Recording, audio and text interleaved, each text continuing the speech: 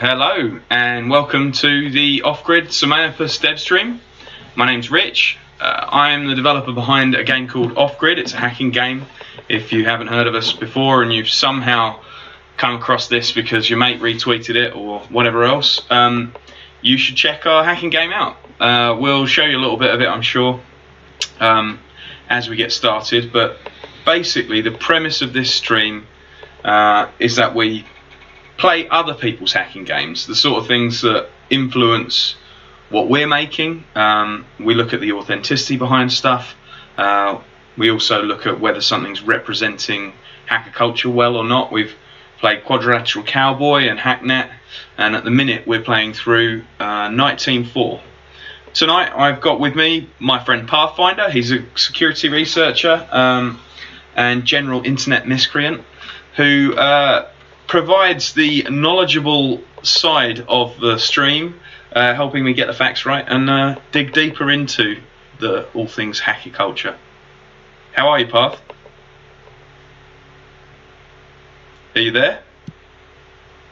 Yeah, not too bad. Good, good. Glad to have you. Thanks for joining us again. Yeah, it's always good fun. Yeah. So, I guess usually I would jump in and show a little bit of off-grid, but I've realised that I've already booted up Nite Team 4, and I'm sure most people who are jumping into this stream have at least seen a little bit of off-grid before. So I think we might just jump straight into Nite Team 4 and pick up where we left off, if that sounds good to you. Yeah. One of the things that I thought we could kind of do with this is make a little kind of this week in InfoSec or this week in InfoSucks kind of element. Whether you had any sort of top stories, things that you've seen happening across the internet each time we come in as a little segment. Any big news? Well, yeah, there's been a few bits. The most recent, somewhat major one was from earlier on in January. There was a nice Citrix vulnerability. Yep. Which has kept me very busy. And for those that don't know what Citrix is, it's like a VPS service that most major governmental organisations and a lot of private businesses at corporate scale use for their employees to log in, right? So Citrix offer a load of products, different products, and this specific product is called, it is the Citrix NetScaler Gateway. NetScaler was something that Citrix acquired as a product. But imagine this to be a sort of a fancy kind of load balancing for web application traffic. I think it's called Application Delivery Controller. So it's not the same as the Citrix deployment thing that you might be familiar with. Oh, okay. That you referenced there. It's pretty daft. The crux of it is that there's an HTTP header value, and within this value you can specify an arbitrary file path on a system that you will write a new file to, and within that new file you will put we're getting quite granular into this. I'm going to try and keep it short, but headlines. In this new file, you write a small script that then gets executed if you make a second request. So TLDR, directory traversal, allows you to perform remote code execution. And I didn't think it would be as viable as it was, but it turns out it was quite viable across a lot of companies. So lots of people started mining Monero as per usual. Yeah. Unbeknownst to them, of course, for at least a day or so.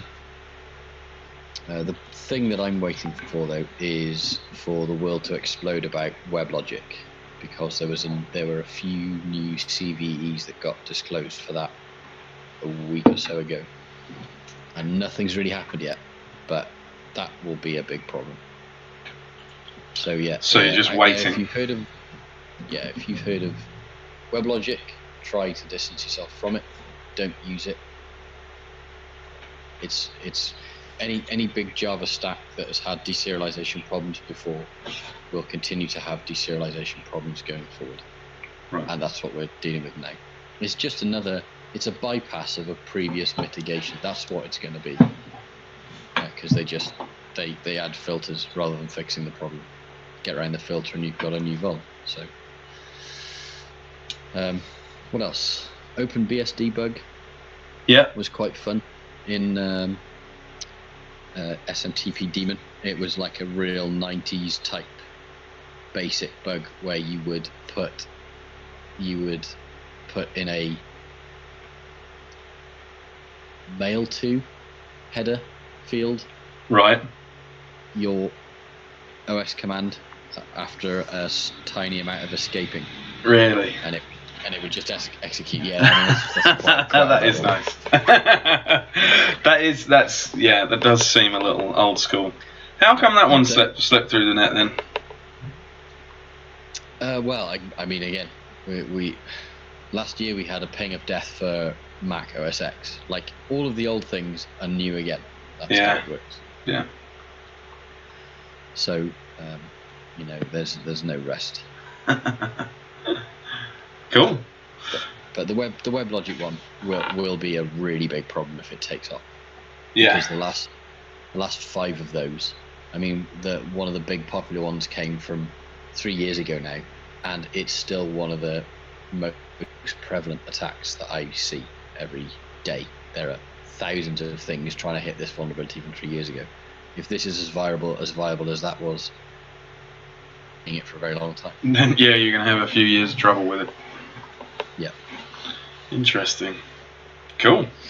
Well, thanks for the headlines. It's good to hear what people are worrying about and what has been keeping you busy in various ways. I'm still not finished with the Citrix mess. It's quite funny because quite a few of our friends who work in various areas of mitigation have had the Citrix mess to deal with, haven't they? Yeah. Well, in fact, McFly, who is on often with us, he was speaking about it just last week as well. Yeah, he's in an even more unfortunate position where he has to deal with Citrix on a scale I don't have to care about, let's say. Right. I've got to work out what the problem Citrix is in its entirety, right? So lots of little POC scripts come out, but obviously you have to work out the entire scope of how something might be viable. So you have to dig around in code and mess around and throw things at it to see what it does. Whereas I think McFly had to deal with actual fallout to some degree. Yeah. You know what I mean? Yep. Yeah, when you're actually in an auger that is affected by the given vulnerability rather than taking a top down. I can't comment on whether or not he's in an org that had it, or whether he was consulting for a thing that have had it. I'm not sure what the story is there. But, I know that in the position he's in, he had a worse few days to start with than I did, certainly. There you go. Yep. Yeah. Well, let's get on to breaking things virtually. Much safer. Exactly.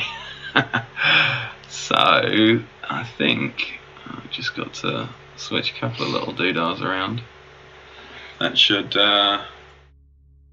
pull the old game up for us. So this is Nite Team 4 for those of you that haven't seen or played it. It's made by a studio called Allison Smith out of Montreal, who are lovely people actually. We've been in touch with them and chatted about the streams that we've been doing and off grid and all the nice overlap stuff that goes on between devs that are both making hacking games. We've got John McGee in the chat. pleased to have you, John. Thanks very much for popping along. John says, nice, just finished the story mode myself. Would love to see you guys tackle some of the multiplayer content sometime. Haven't tried it yet myself. Yeah, that's interesting. I mean, we've tried skipping along a little bit to dip into some of the hive mind stuff, and we found that we were a little bit short of the knowledge needed to get there. So we're going to try and crack through the story mode so that we understand all of the kind of tooling. It feels like there's a bunch of the mechanics is still a little bit kind of black box for us. Would you agree there, Path? Yeah, somewhat, but I think that might be part of our laissez-faire attitude to following guidelines or guidance or Certainly.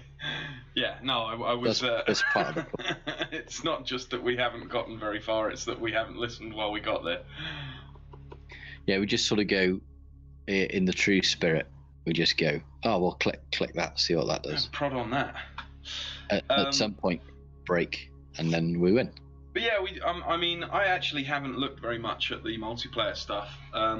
Looked at the hive mind, and I'm really keen on us actually using the level editor, which we looked at briefly last week with McFly, to maybe make our own little mission that relates to some IRL stuff. McFly was making the suggestion of maybe doing a Panama Papers remake, or kind of takeoff version of this. Well, we could do Panama Papers, but I would like to give a bit more airtime to 39 leaks. Oh yeah. If you have heard much about that. No, you have to elaborate. That didn't get the airtime that Panama Papers did. But that is an interesting set of leaks. I urge everybody who might be listening to Google 39 leaks. It's even a hashtag on Twitter, I think. There you go. Came out a little while ago, didn't really have much airtime, but when you start reading it about it, you'll become very interested very quickly. Nice. So if we were to model that in there, yeah, sounds good to me. To give more airtime. We just need to learn a little bit more about how the servers.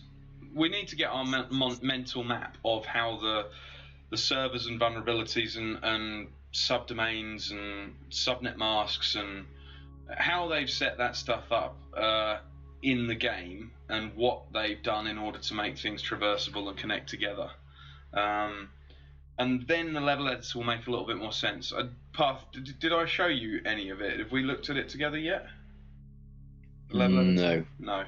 We'll have to. Maybe we'll have a look at the end. Let's get a bit of story mode done, and then we can have a look at the level editor towards the end of the stream.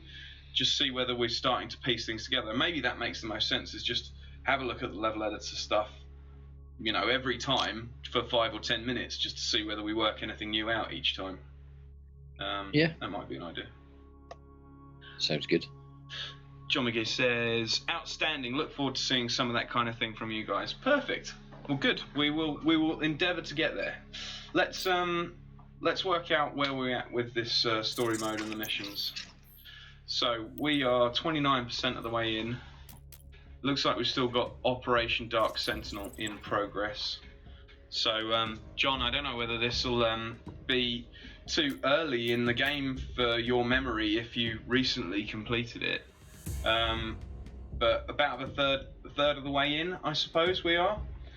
Any tips and help that you fancy providing us is fine. We're kind of less interested in worrying about the narrative side of it, and more interested in digging into the mechanics and how the game deals with kind of some of the...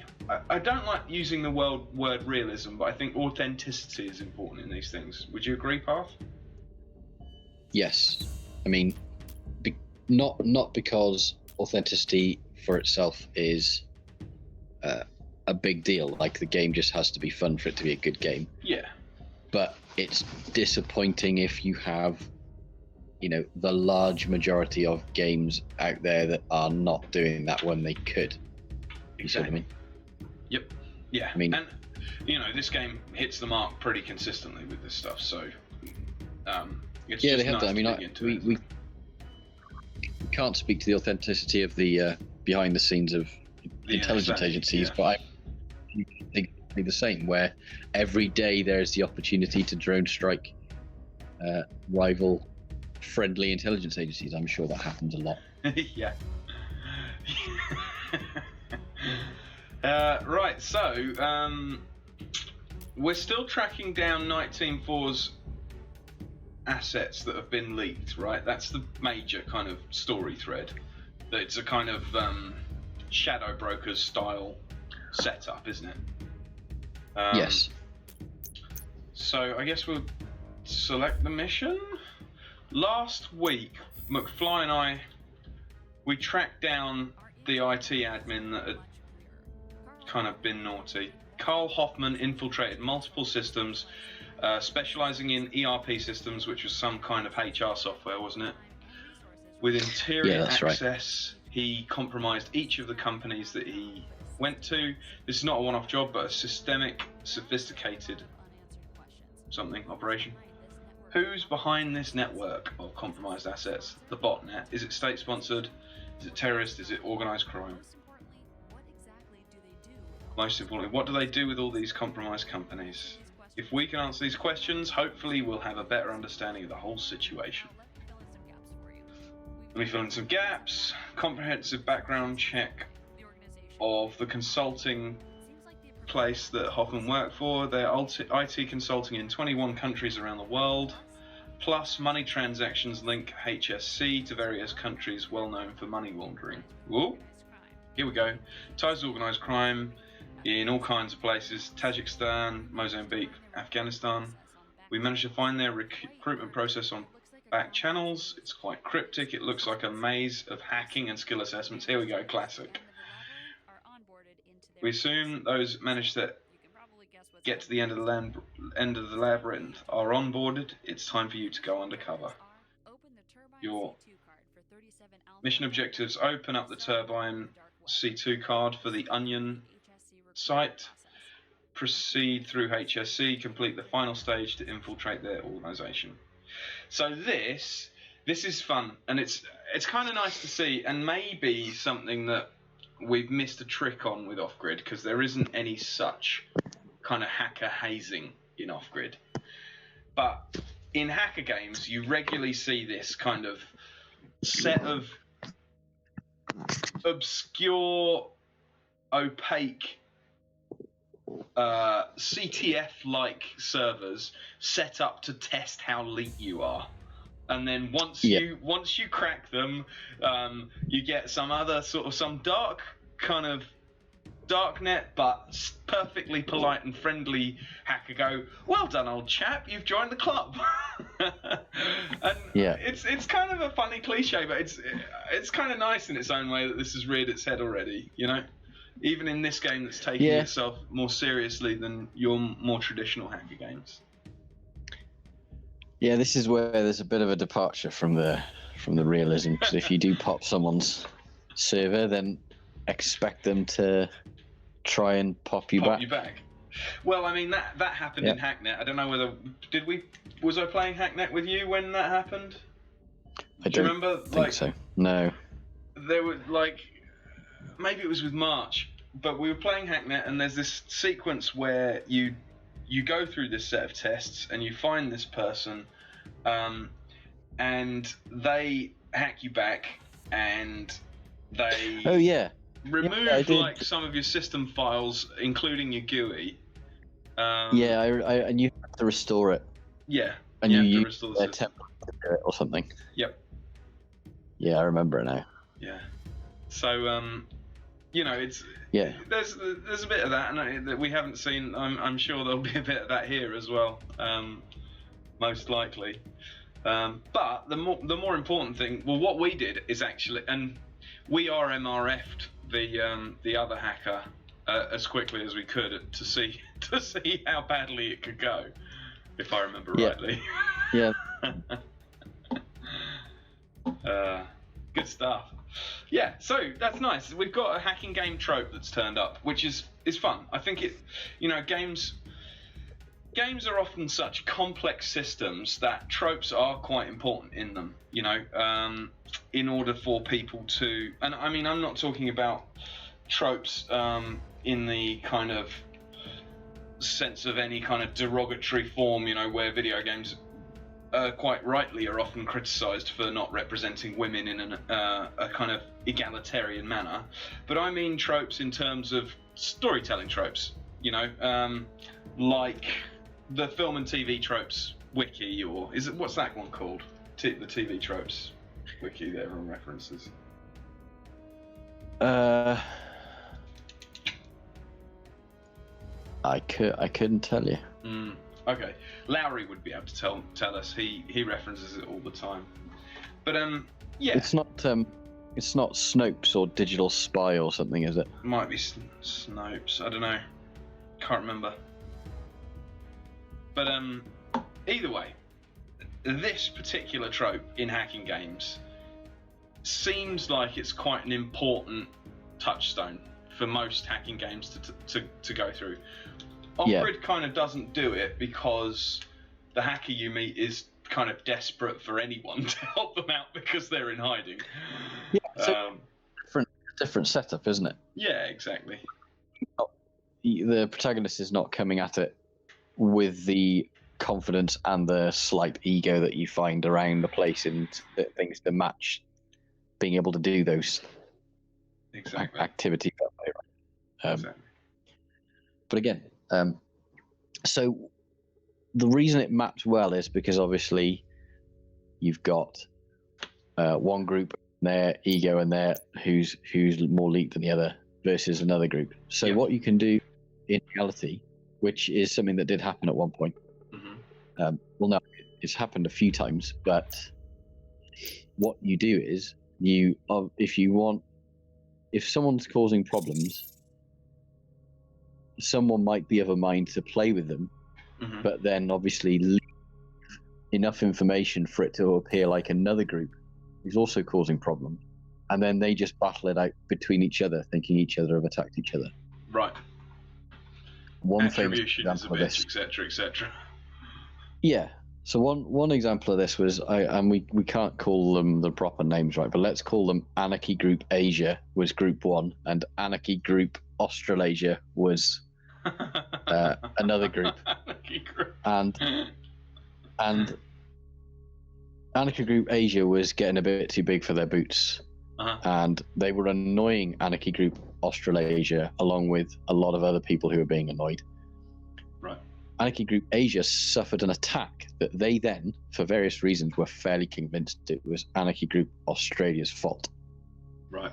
And so they had a pretty good spat with them, which involved a tertiary group who nobody knew why they got involved, but suddenly these people had this like ongoing battle of breaking into each other's servers and ruining each other's day as a sort of a pendulum effect that hadn't been started by either of them, and it was kind of poetic to see how long it went on for. Yeah, that sounds good. Yeah, it was quite a fun. It was a fun thing to watch.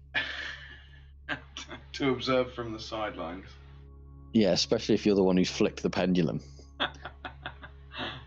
So, John McGee says, honestly, the biggest trick I found that is not really covered in the Academy is using OSINT scan on IP address to find subdomains that sfuzzer misses. Oh, okay. Yeah, I mean, we do always go sfuzzer first because it's the first command in the help manual on that tool. So that's a good point, actually. Let's try and put that into practice, I suppose. So, right. My first job, connect to the Turbine C2 card 37alpha.onion. Here we go. There's turbines. So you have your Turbine C2 card for that already? We already have access to it, apparently, yeah. Oh, maybe I don't. No, I thought we would have to... By connect to as in we have to get into it. Fuzz it a bit first. Yeah, maybe. Sure. Well, let's do it from Carl's work PC. at the very least. Yeah, appropriate. Because he's the bastard that got us into this mess. Right, so... yeah, straight into the DNS and vhost mapping. So, let's start with OSINT scan then.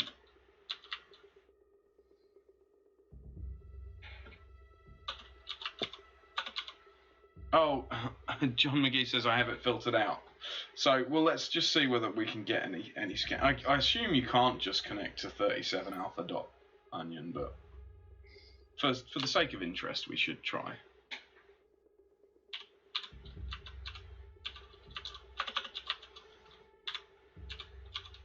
Have they modelled Tor in this or not? Can we just hit that domain, can we? Oops. That's a good question, isn't it? I don't know. I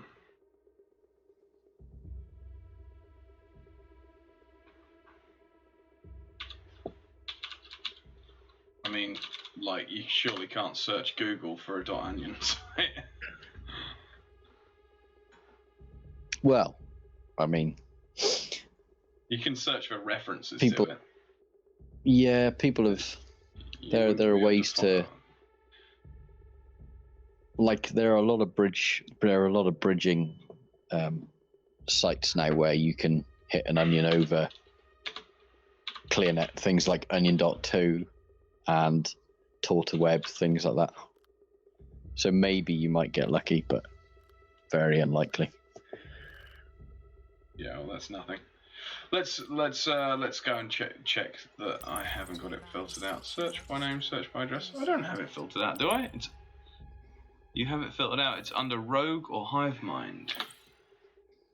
Oh, okay. Right, because I'm on Nite Team 4 controlled and agent controlled. Rogue network. Uh-huh. Well, that's interesting. So I should just have all these on, I suppose. I didn't even know these were filters at the top, to be honest. I mean, can we hire this John McGee guy? Yeah, to do the job for us. Yeah, just outsource. Yeah, I mean, there's got to be... It's funny, like, when I worked in the visual effects industry, before I moved into video games, there was this story kind of going around about a guy in the same kind of London post houses that I was working in and circulating as a freelancer. Someone in one of them had basically seen that in his contractor freelance agreement, there was nothing saying that he had to be the one delivering the work, whereas like a lot of agreements will specifically say you're not allowed to subby your work, essentially. It's actually something that gets put in builders' contracts as well. You know, you're not allowed to just subby out the work because we've hired you based on your quality of work. Anyway, he'd seen that he didn't have that, and he'd been working in this place for ages, and no one was paying attention to him. And so he basically just outsourced every single piece of work he was given to India, and then got the guys that he knew in India doing the work at some major studio delivered to him, and then he'd just make a couple of tweaks at the end and then deliver it. And he would basically be sat there for days on end, sitting around watching YouTube, whatever else. Like, he just had to do next to no work, and he was charging so much as a contractor that the markup he was making over outsourcing the work was huge. So yeah, there's a similar story in IT circles. Yeah, exactly. Yeah, there was, I don't know if it was security, but there was one story of a person who they weren't a contractor, but they were an employee, and the story for them was that they were outsourcing to China and did this for 6 months and didn't get caught until they'd left. Like ages later, it came out what they'd been doing.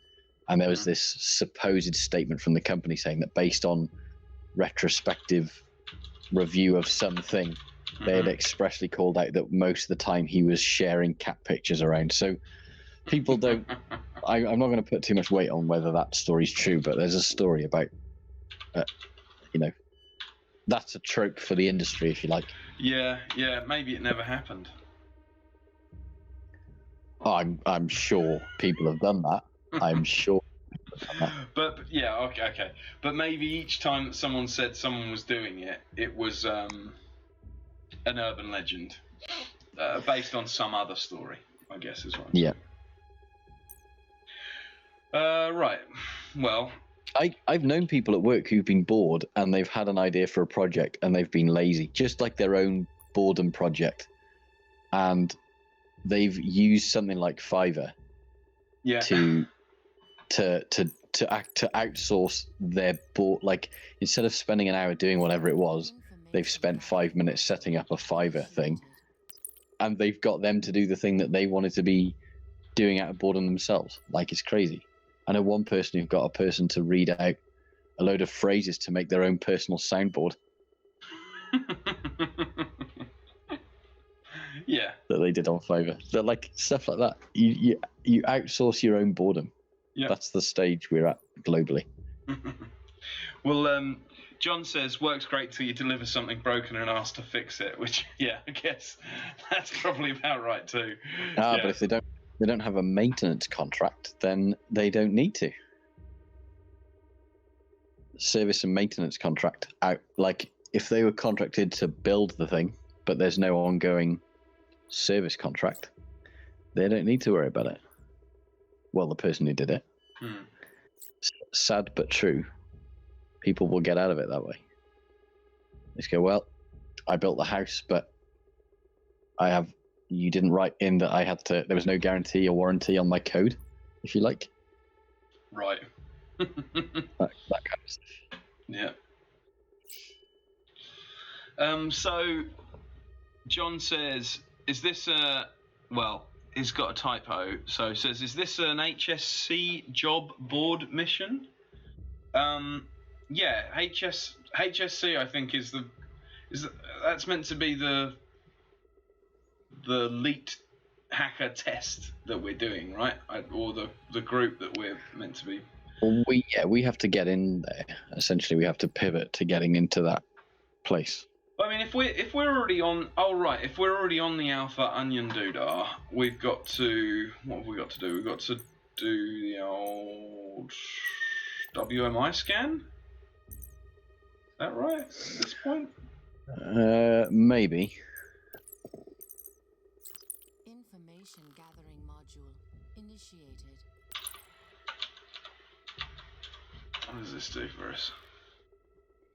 That's only things that are on the local net link, though.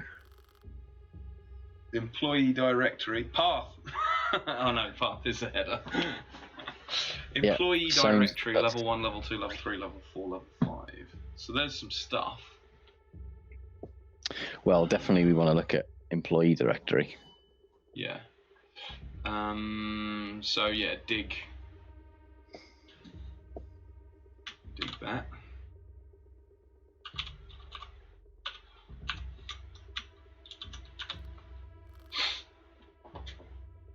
Active there we directory up to date.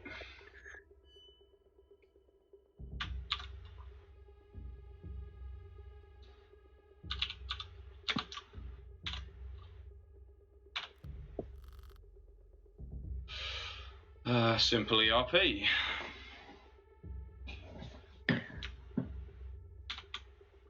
So the one thing where this, and this is a real nitpicking thing here. Yeah. But the fact that something is up to date bears nothing on the ability of someone to get into it, because a good portion of the time it's simple configuration issues that allow people in. Yeah. Rather I than think it being the fact that vulnerable. The fact that John has said cool Active Directory may relate to that very point, actually, because I think there's an Active Directory tool which I believe, even if you are running an up to date, or you're looking at something that's up to date, the Active Directory tool will work, and we haven't used that yet. So maybe that's our next port of call. I'm just gonna dig all these. Yeah, so that's all the same, simple ERP stuff, and that's all up to date. But Right. Well, I think then it's time to try and learn about the Active Directory tool. I've seen it somewhere. Active Directory. Information Enter gathering target module host. There you go. initiated. Was that just the path? Or is that the as in 37alpha.1 Yeah, I'm not. slash Well, employee? I don't know how they call this again because they say target host. Normally, that means an IP address or a domain. Oh right, yeah. But we're on their domain because we're already carded into yeah, it, so right? So I don't no, that know doesn't how they History model initiated. dig differently here as well. That's not how the real dig is. So Yeah. we could just try the directory path. Let's try the IP address first.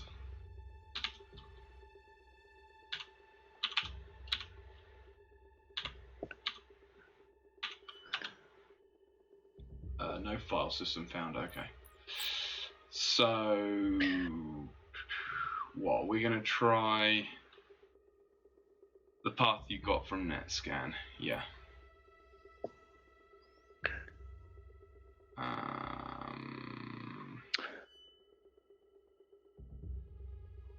Let's write that again. It was the first one, wasn't it, that you did? It was, it was like employee something, although unfortunately we've gone past the buffer for the... Yeah, there you go. There you go. Underscore, yeah.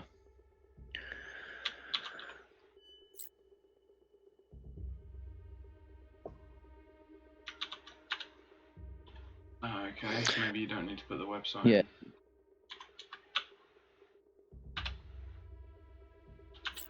Yep, okay. Level 1 user. 5 users.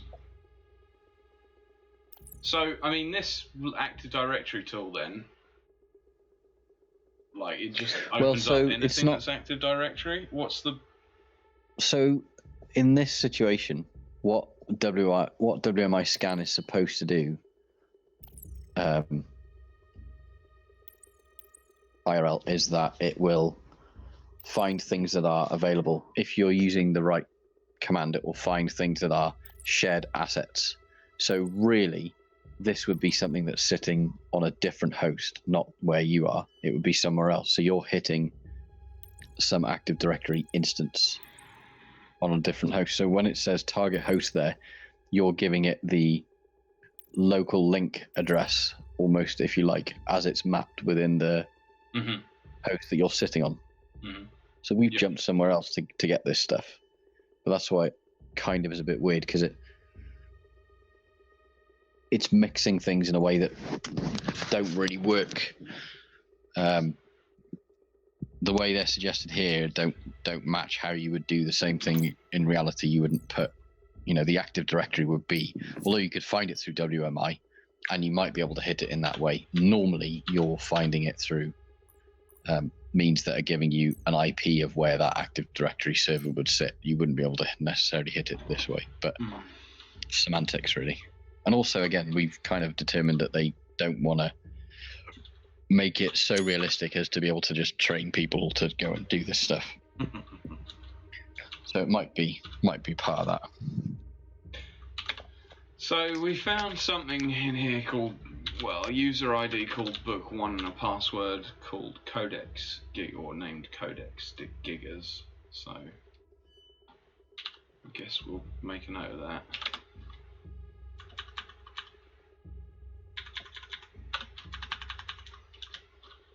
And right, so Matty78 says Chapter 4 is a step before you access the HSC job board missions. Oh, right, yep.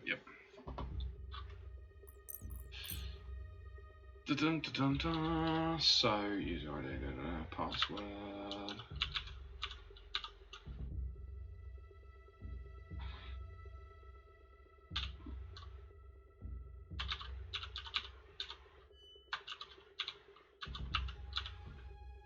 Oh, do you know what I need to do is I need to check that the Twitch is set up properly to do the drops and stuff, because might not be.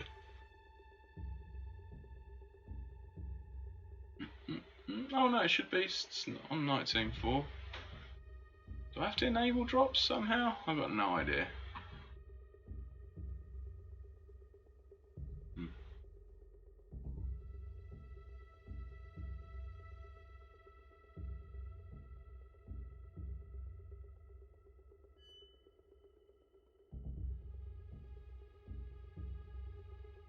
Well.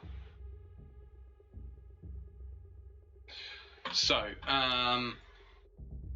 solving this part is fun. Right, let's just type easy. I'm assuming we don't need to copy that. Maybe make a note of the fact that there is, for some reason, types.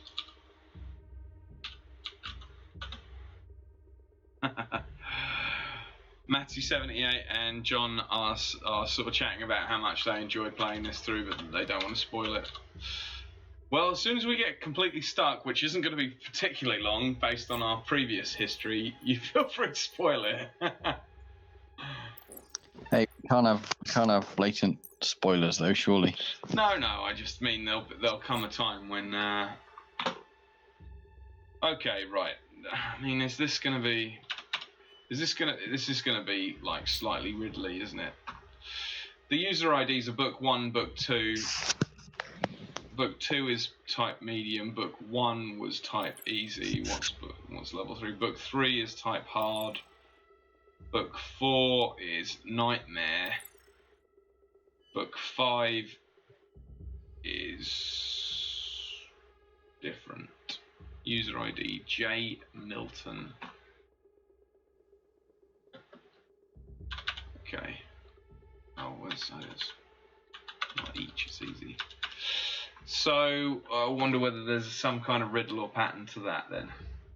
The fact that these 5 different user levels, or 4 different user levels, are all escalating in difficulty, apparently.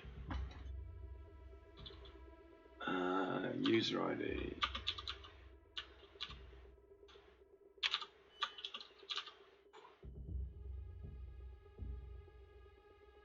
J Milton. Don't think we've come across the name J Milton before. Entry-level.pem. Perl module. Well, let's hope it isn't a Perl module. I've had enough of them. That's what Citrix is built on. Perl modules. Well, that's it's nice that it's built on the back of open source, at least in some way, shape, or form. Yes, well, they should have made something else. Okay, so that's all the folders that we can look at in here.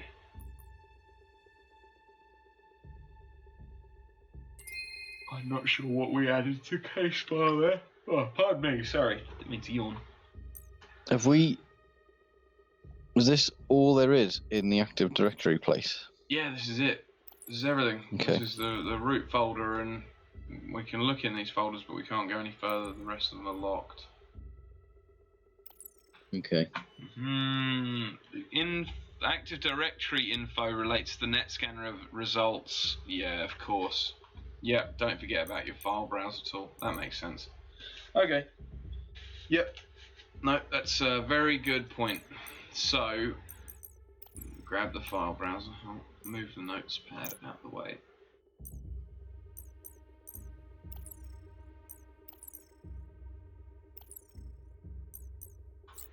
So, there's our file browser. Here's our levels.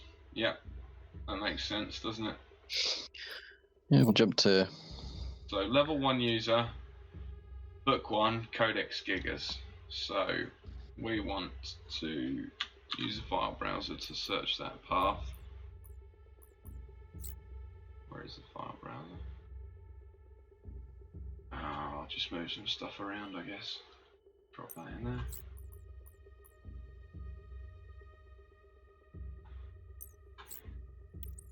Okay. It's just /level01, right? I think so.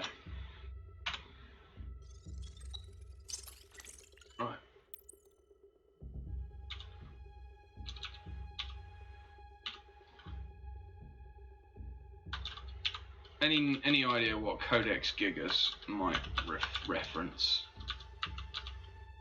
No. Not at all. Book. A poem written in 10 books by John Milton. Right, John Milton's one of the other users. John Milton. Is John Milton Paradise Lost? Yeah. So, pretty old dude. Yeah, there you go, 1667. Printed and are to be foaled by Peter Parker under Creed Church near Aldgate. By Robert Buller and the Turk's Head in Bishopsgate. Oh, me, sorry. And Matthias Walker under Durberton's Church in Fleet Street. Oh, that is Paradise Lost. That was silly of me. Oh, there you go. A poem written in 10 books. Right, so...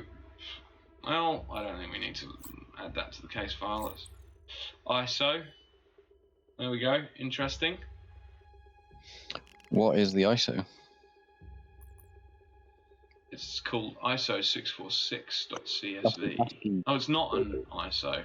That's an ASCII table. Yeah. Okay. Well, so they're not going to put an ASCII table in there without us having to use it. That'll definitely be required for something. Yeah. Maybe we can show off and do just talking hex anyway. Maybe you can show off and talk in hex. My limit is like being able to write pixels in hex, and I still have to reference them all.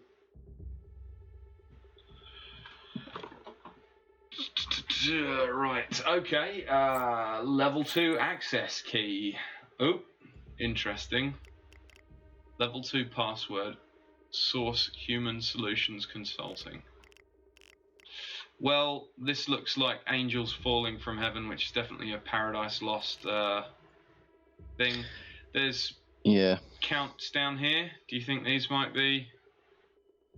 Well, again, it's an old image with some random stuff in there, so that's going to mean something. It's not Morse, is it? No. Okay. What else have we got in there? I mean, it's got to be something to do with the ASCII table, surely. That's the last thing in the file. Oh, hang on. Leave it there. Mm-hmm. 1, I 2, can't. 3, 4, 5, 6, 7, and 1. 7, 1. 7, 1, 9. 9? Yeah, it's 9. 9 and 5. I mean, if that could be the decimal. You know, what would 7, 1 be? Yeah. 71 in decimal would be G. Q. What? G. G. Yeah, in decimal. In decimal. Yeah, no. For some reason, I'm still thinking hex now. Yeah. No, I figure because this is just 2 digits. Yeah. In decimal, right? So. Probably. G. 1, 2, 3, 4, 5, 6, 7. That's 8 rather than 9, isn't it? Yeah, it is 8. 8 and 5, 85 would be U.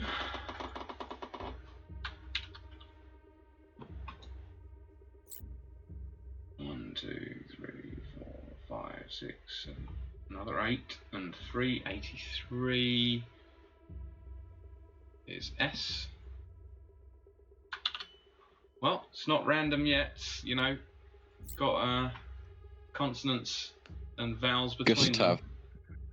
Or, you think it's Gustav already?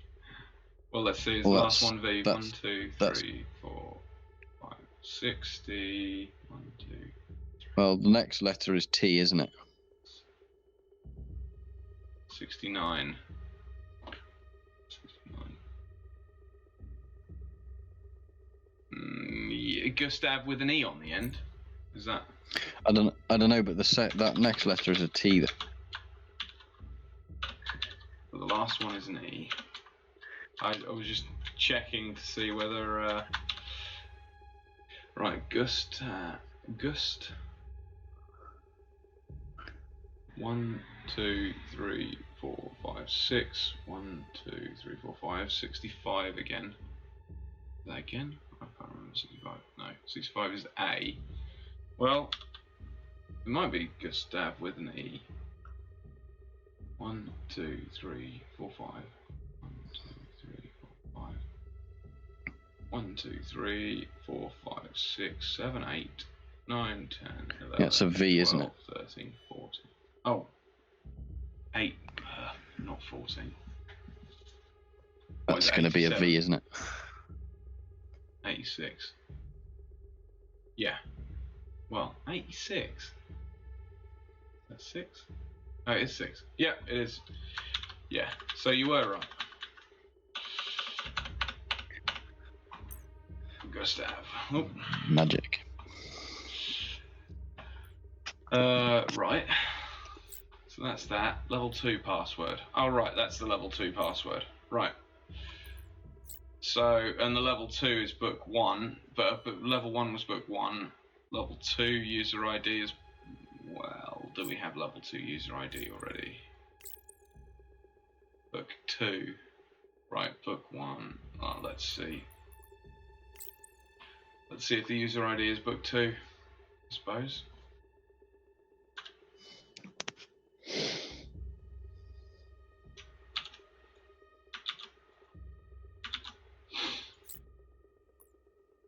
Get rid of that.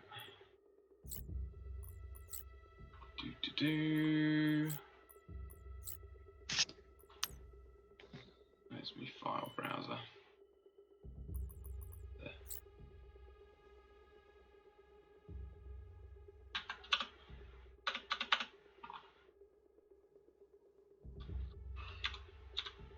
Oh, no.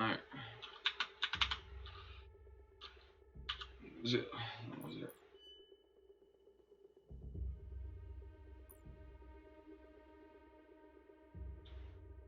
Level 02.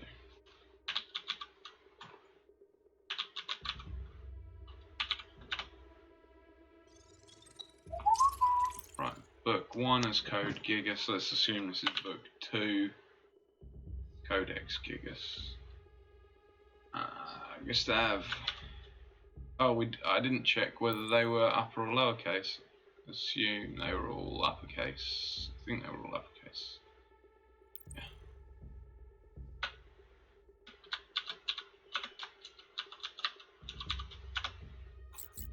There we go.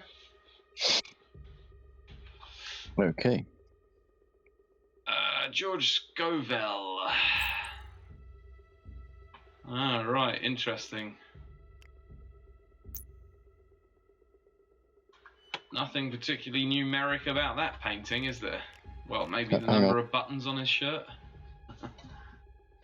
No, but it might be... yeah, no, I don't know. Yeah, sorry, George. Not interesting enough.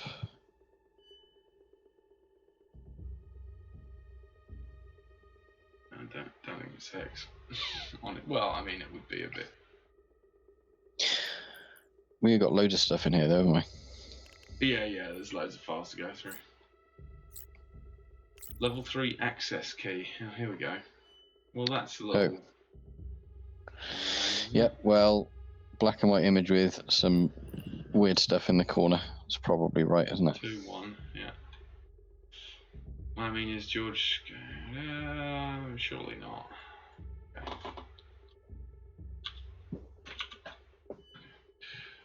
So... That was level 02, wasn't it?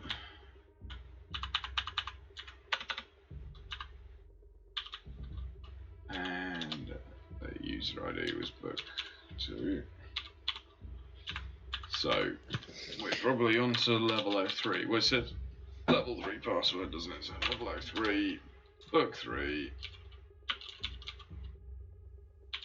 And we reckon the password here is gonna be, well,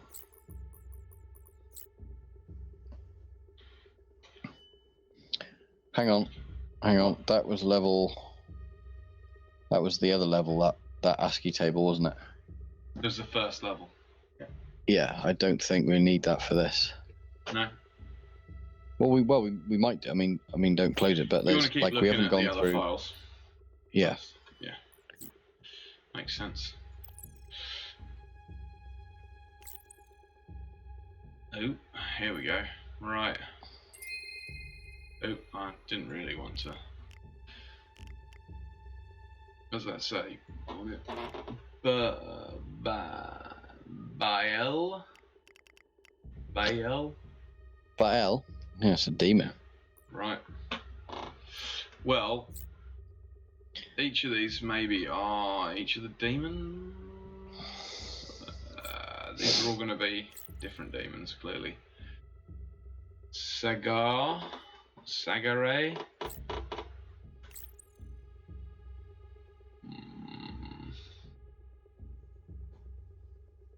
Don't know where that's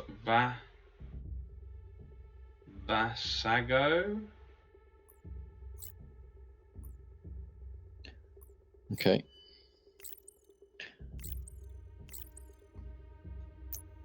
Samigina and Marvas. Okay. So, I mean, that's that. We've got a load of demon names, don't we? Like you say, let's keep looking at everything. Here we go, load more.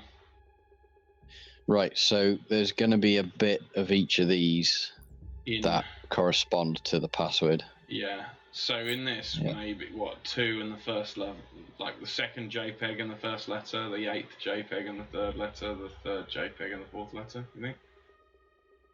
Yeah, I guess it depends on if we got 29 JPEGs or not. Yeah. I mean, that's how we check, right? Let's find out. 26 to 30.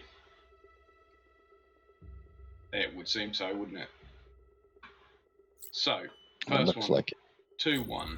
Oops, 2-1. 2-1 is. Do we think it's Sagare or Agares? What's the top letter? Well, oh right, yeah, it starts here. So A, it is A. Wait. How do you know it starts there? There's this little dot. If I zoom in.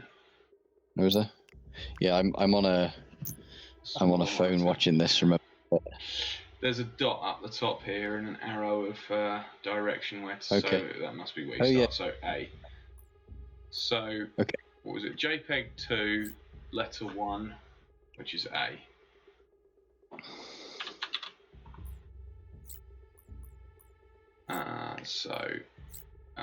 JPEG 8. No.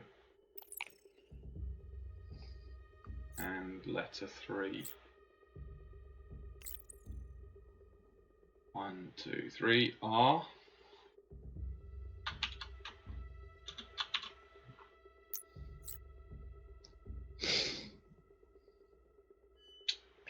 Next is JPEG 3. Just pause a sec.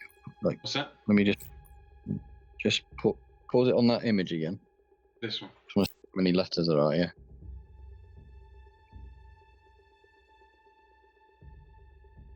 Yeah, 9. Yeah. Okay.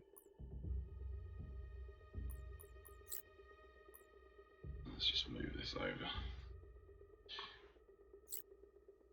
Move that over too.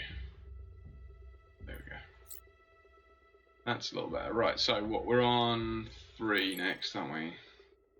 3, letter 4, 1, 2, 3, 4, S.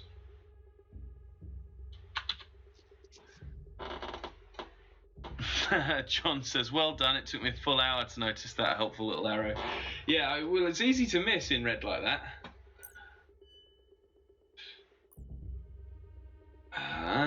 Number 11.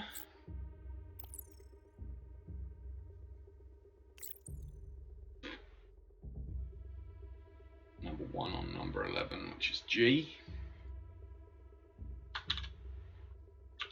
I thought it was going to be Asgard, but it's Arsg something, so it's not Asgard. What is Asgard as well? Isn't that's Viking or Norse, isn't it? It's also a character in Undertale.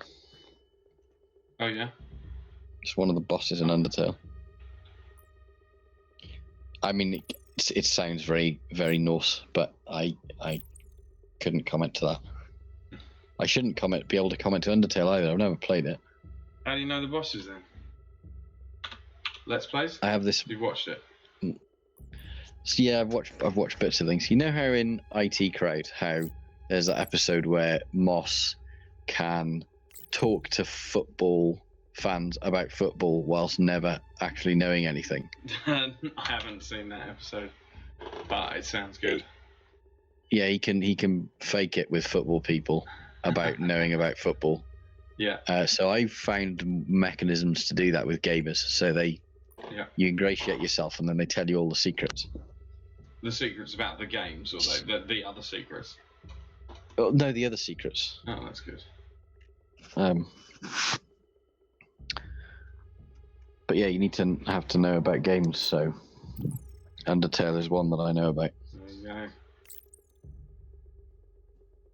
It's got a great soundtrack, though. I do know that. Mm-hmm. Anyway, how are we doing with this? What have we got so far? We got word Arsgoeth. Arsgoeth? I think it's going to be an H, the next one. T12, 112 next.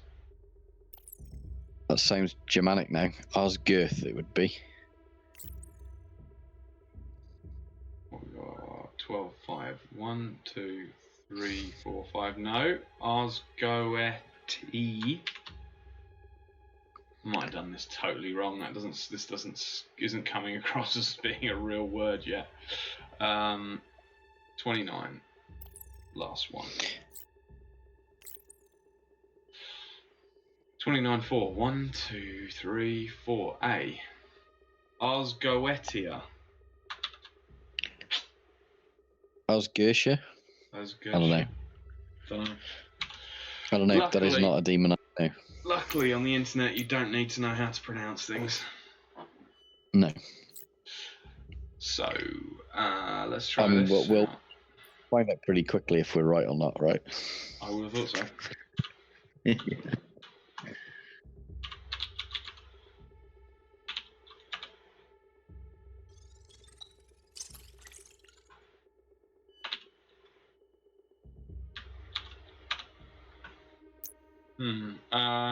I mean, they were all caps, weren't they? Well, maybe I fucked up. Oh, I don't want to check all those all over again. Is it saying it's not right? Yeah, it's not very happy about it. 1, 2, 3, 4, 5, 6, 7, 8, 9. 1, 2, 3, 4, 5, 6, 7. That's 9 letters. Maybe I got one of these wrong. 12, 5. Man, like, I've got a feeling like I might have gotten one wrong. Let's go back. Apologies if I did. So, oh right, yeah, I've got to log back in to the other one.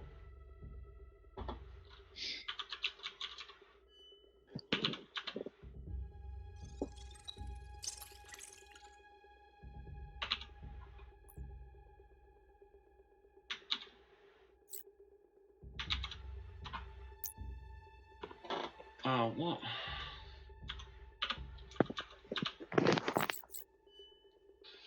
Right.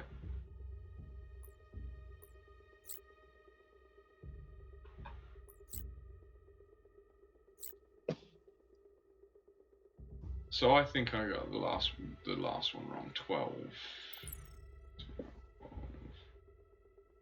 12, number 5. 1, 2, 3, 4, 5. It is the I. No, that's correct. Alright. T, 17, 3. 083. 1, 2, 3 is R. 3. Yeah, R for the second one.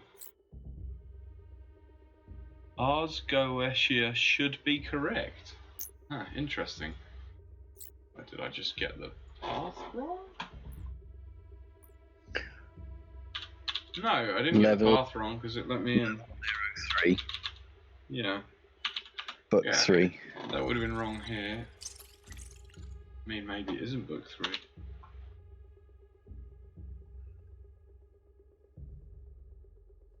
Oh, let's type it in.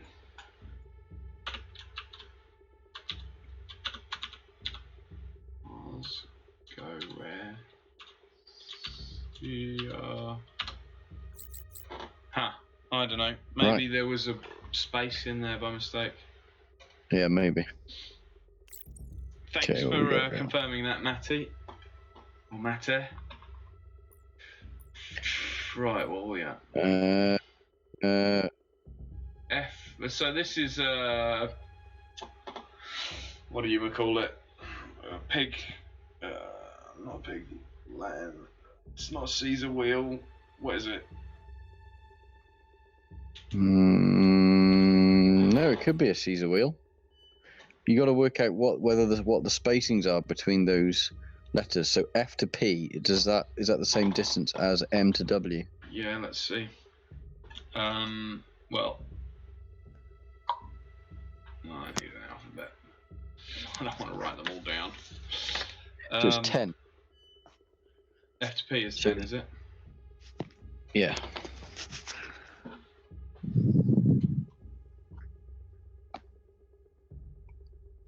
Yeah, it's 10 on M to W as well. So okay, and then W going back right.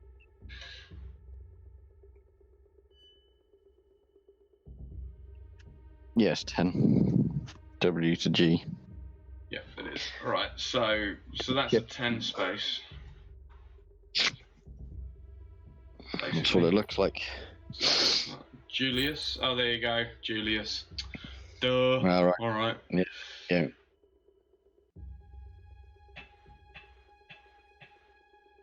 Okay. John says I cheated a bit with Google autocomplete after the first few misspellings. That makes sense, actually. Okay. I'm now interested to see who Google says Ars Goetia is. So are these all demons? Is that what's going on? Because you said earlier there was Baal on there. Yeah. Or Baal. Well, all of those were. Whether Ars Goetia is, a different. The Lesser Key of Solomon. The Lesser Key of Solomon, also known as Clavicular Salomonis Regis or Lemegeton, is an anonymous grimoire on demonology. Right, this is the book that had all those names in. Right. It was compiled in the mid-17th century, mostly from materials a couple of centuries older. It's divided into 5 books. The Ars Goetia. Ars Goetia. Right, it's 2 words. Ars Goetia. Right. The Ars Goetia, Ars Thurgia Goetia, Ars Paulina, Ars Almadel, and Ars Notoria. Can you imagine being the dude in the mid-17th century who goes, do you know what? I'm going to compile essentially the wiki page for all the demons mentioned in history. Yeah, and but the thing is, he's commercially minded because he has split them across 5 editions. 5, yeah, it's the sort of Lord of the Rings trilogy of the demon book world. Exactly. So, that comes out. That'll come out in book 3. You'll have to exactly. And get up to speed on all the previous demons first.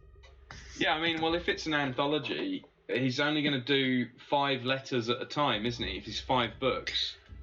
Yeah, he does. Four letters at the end. There's probably quite a lot of demons with names beginning with X, Y, or Z. He did a 20% discount if you buy all 5, though. So, fair play to him. So, we've got our Caesar reference here. Yeah, okay, so it's a shift 10, isn't it? Access key. Here we go, shift by 10. Yeah. Okay. So, N... I hate the alphabet.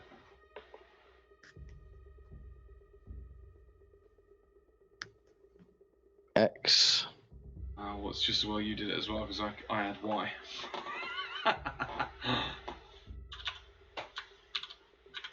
Okay.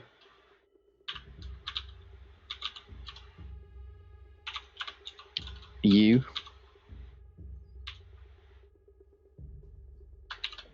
Oops. Oh, come on, type now. X, U, yeah. Is that an O or a D? It's an O. Okay, well, you do O and I'll do W because W is Okay. twice.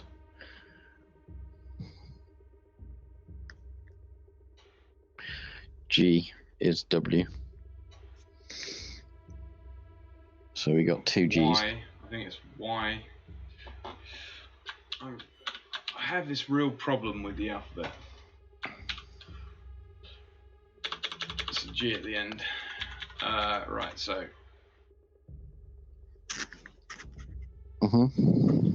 I'll do We're gonna have Y, to do. you do X. Well, you can. I'll do E because you only need to do one of Y or X, and then you substitute or add one, don't you? There you go. Yep. Sure. So Y. I have to actually say the alphabet out loud. This is how bad I am at it. I blame it because I missed the first year of school. I was put into the second year of school instead of the first year of school, and I bet you they did the alphabet then. Right. Uh. I have a similar excuse for why I can't do long division. Good. Yeah, everyone has to have one of these. Yeah. I was off, and they said, "Oh, you'll have to catch up and learn about long division," and I was not going to do that in year 2. No, exactly. So I've always had trouble with it since. There's like a certain segment where if I'm not really on the ball, it breaks my mind. It's that whole brain sponge thing, you know. Right at that time, you are absorbing all of it. Anyway, well, I should do this. I should say out loud what Y, X. I have to start from the bloody beginning. That's my problem. Y, T, U. What's next to Y? Hang on, we're going forward now. Yeah. X. Are we going forward or backwards?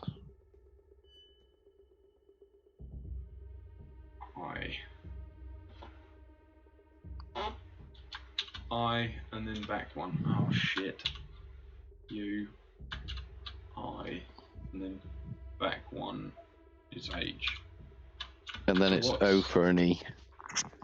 O. Yeah. Okay, this, like, Osgershire, if you look at it, you can think that might be a word, but I don't know what we've come up with here. Well, we'll Google it. It's X. It's Exwiquehawk, mate. That's a demon, definitely. Yeah, we might have to come back and redo this. Right. Let's put it in and see what we get. Just Google wanged. Do you know what Google wanging is? What, number wang but Google? Or Google whack, maybe. Who's that comedian that Dave, what's his face? Gorman. Dave Gorman's first big thing was Google whacking, which was a game he made up where you had to combine 2 words and try and get only one result in Google. And then you had to write to the person and tell them they'd been Google whacked. The person who owned that website. That's a good game. I had a lot of fun with that game as a kid.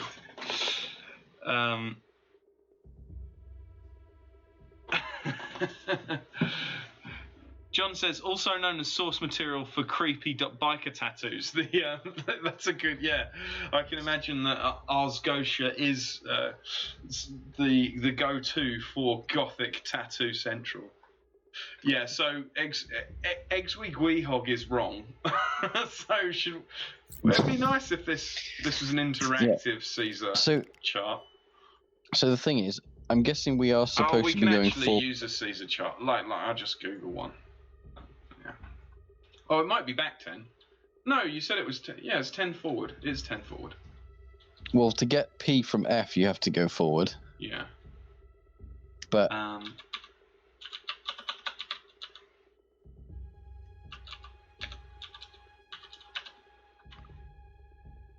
shift cipher. There's got to be like a shift. There we go. All right. So what's our NKOW? NKOW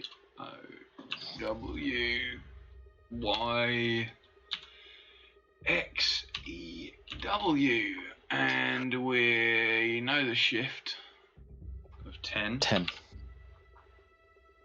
We'll decrypt it. Well, what's that done for me though? Oh bloody hell! This website goes all the way to the fucking floor.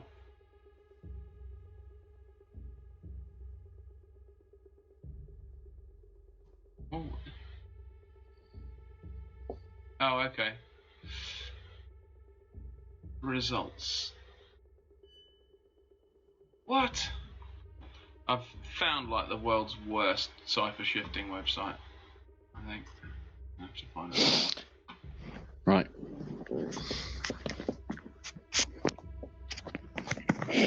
Actually, I might have a. I don't know if I've got it. If I've written a shift decoder somewhere here. Let's see. I definitely have in the past as like university level C++ like programs.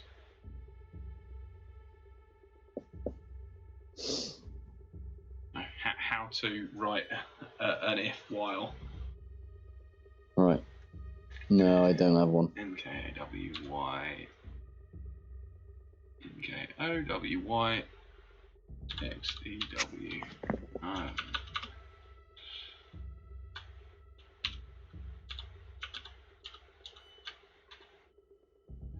It's a key of 10.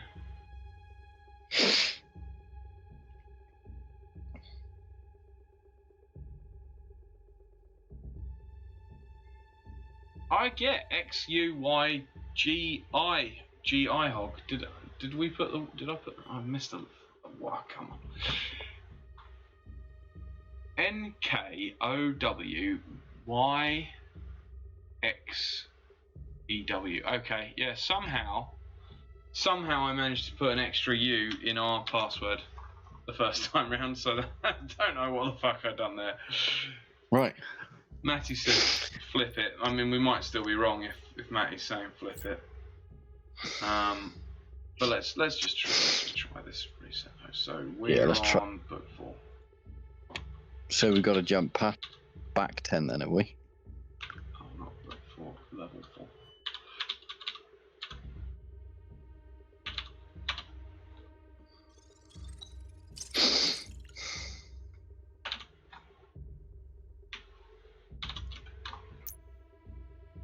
No, that is wrong. Okay. Yeah. Oh, flip it. What? Gohig yucks? No. Do they mean flip it, reverse the string, or flip it as in go back 10? Yeah. Hang on, load from password attack. It doesn't make. Yeah, it doesn't. I don't know.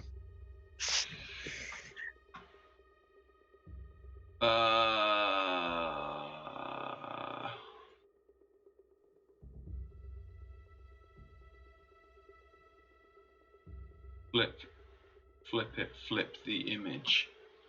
Okay. Oh. What was the last image? What, no, the hang Caesar on. image? Yeah. Not the Caesar image. This one. Yeah. What? So as in you just. No, as in you would just go from W. Yeah, so it would be backwards. the phrase backwards.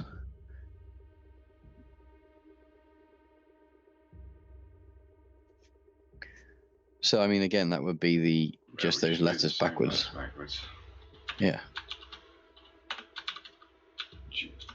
GOH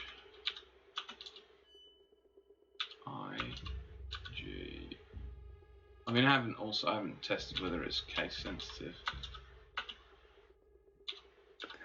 They've all been caps so far, haven't they? They have.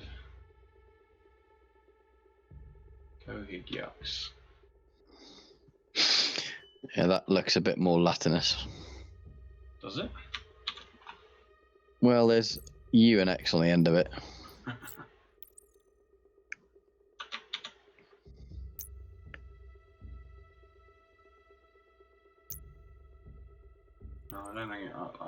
let's try resetting in case.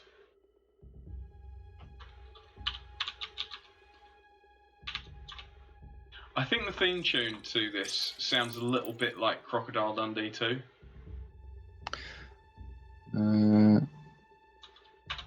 Like the I can't hear it. bit of Crocodile. Can you not? Yeah, no, that's not right, is it? No, then? that's not right. Okay. Here we were thinking that we were racing through this. I mean, it could be. Are there other letters Matty's behind sort of it? given a little clue there in saying the image related to rot, but it's a Caesar rather than a rot 13. Surely, seeing as there's a picture of Caesar and only 2 lines. Rot 13 is usually like a. Well, yeah, I mean, but rot is like he's talking about rotation. Any rotation. Yeah, which is a shift. Like a Caesar is a shift. Yeah. But it does rotate anyway because you have your limit at the end. It will reverse back to A. So it is a rot, but reversing the image. Is there other letters in there? I don't know. I image mean, behind- there's a bunch of these dots again. I don't know whether there were dots in the last one.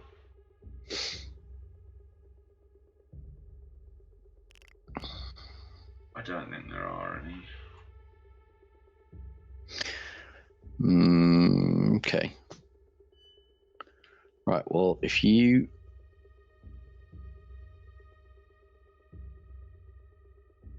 Unless we've got the count wrong. Well, that is also possible, isn't it? Well, let's go back and check that then. Where is the old doodah?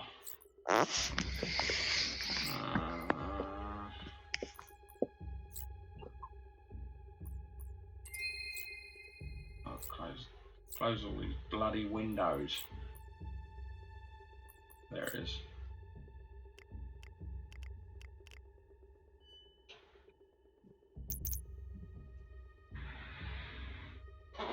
Oh, flip F to P, P to F. Right, so instead of being a 10, it would be a 14, wouldn't it? If you flipped P to F.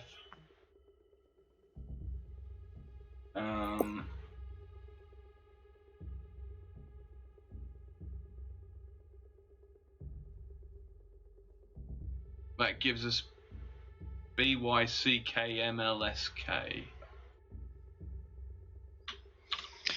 Is it 14 or is it 13? Because Rot 13 is a quite well-known thing. Well, yeah, but Rot 13 isn't just a single 13 rotation, is it? Rot 13 is often yeah. 4 letters of the alphabet divided up and then rotations done around multiple. Let's try this.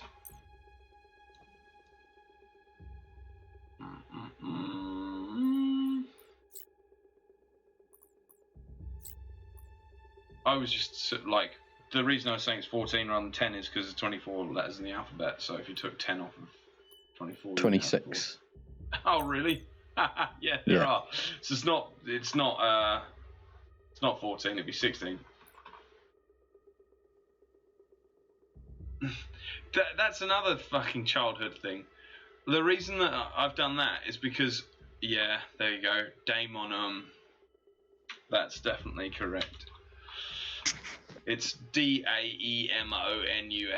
Yeah, the reason that my brain, again, an alphabet problem. The reason my brain couldn't do that is because, as a kid, my dad told me a joke of some kind that for some reason I thought was hilarious as a kid. Like, I used to get my dad to tell me jokes when I was being put to bed, right? And he told me some joke, like an English, Irishman, Scotsman type joke or whatever. And for some reason there was a riddle in it about how many letters. I'm gonna have to try and remember. Oh yeah. Do you know what I mean? He goes, I blew up a department store, and the answer. Yeah, exactly. B&Q. Yeah, Yeah. I blew up B&Q.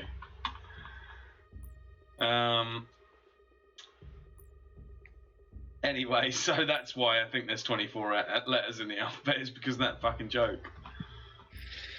Oh, brains. They just, if you program them wrong, they are fucked for life, aren't they? Well, yeah. I mean,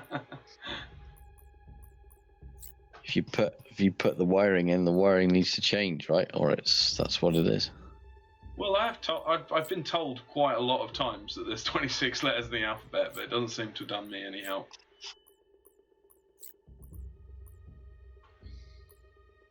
I'll remind you at every possibility from now on. Next time I make such a mistake, you'll know.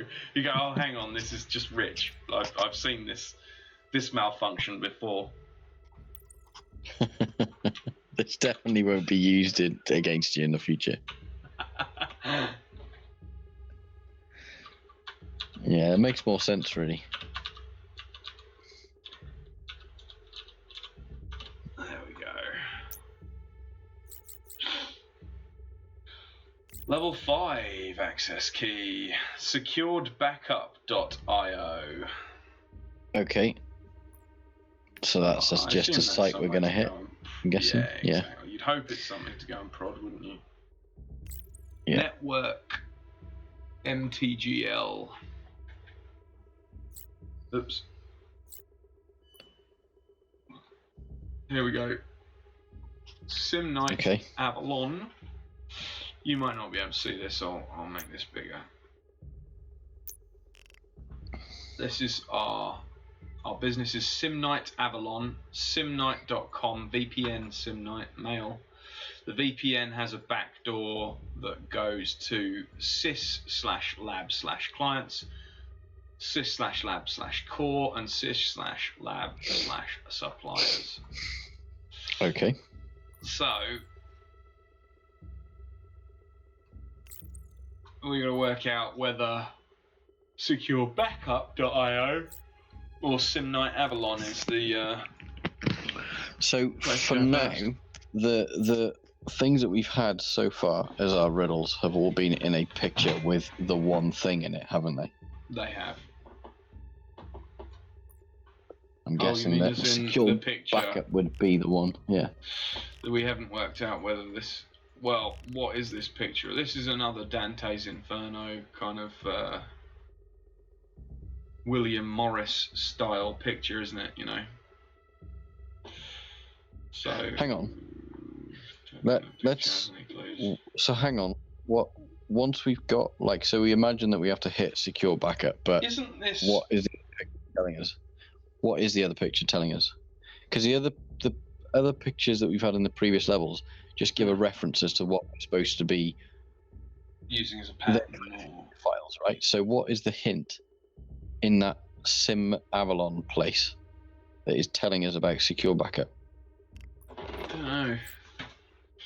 I'm wondering whether secure backup we can use to find Sim Avalon's backups. That's what I was wondering.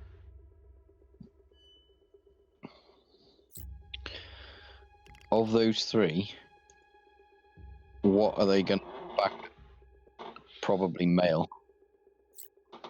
Well, it's this little green arrow goes down to the VPN, and the VPN goes down to the back door.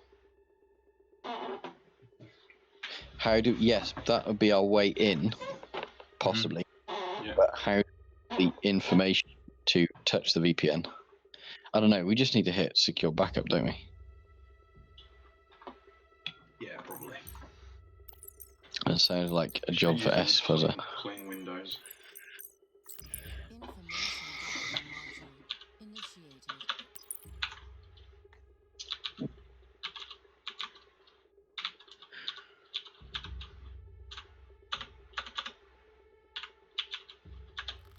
Oh yeah, right, yeah. Usually need about 50 seconds, don't you?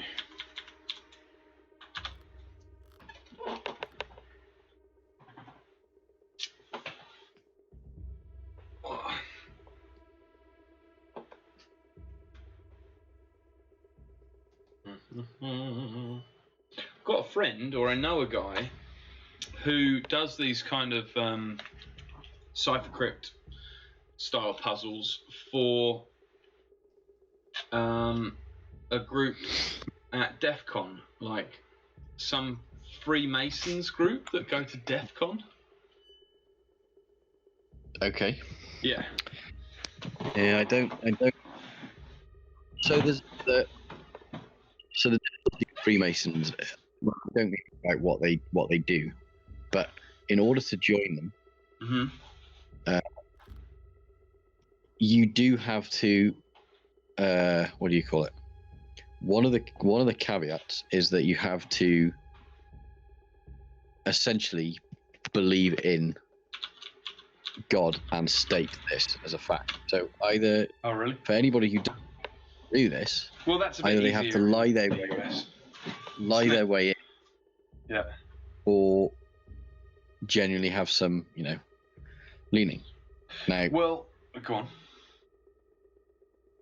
well, I mean, over the years there have been various efforts of different groups and things to try and infiltrate them to some degree, and they're quite on the ball at stopping that from happening, even with the caveat of having two people vouch for you, or you would go and join, right? But I don't know. There are other groups that are more interesting than them, unfortunately. So I haven't played with them much. It's quite interesting that they go to DEF CON, right? But, I mean, yeah, I don't know. Obviously, not all anarchists are hackers.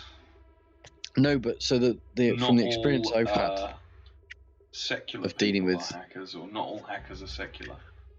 Oh no, I was bringing up the thing as to say that a lot of people find them less interesting, right. And then,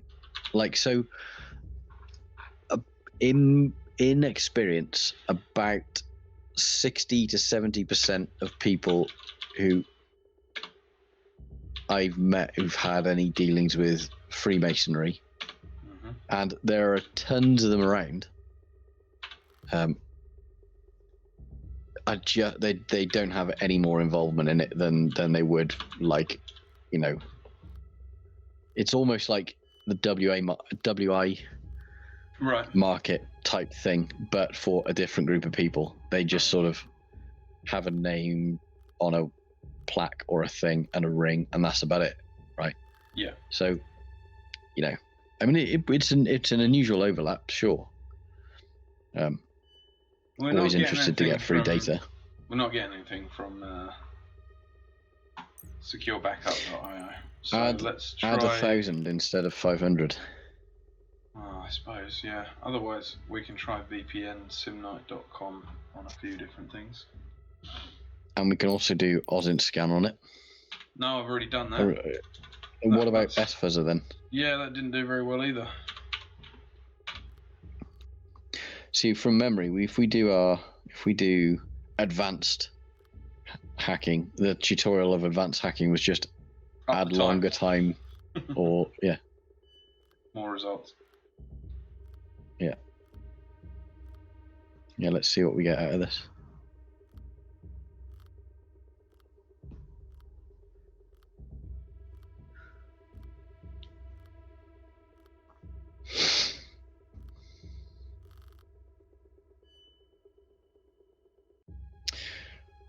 Okay. Well, they've only given us www. Yeah. This doesn't really help us.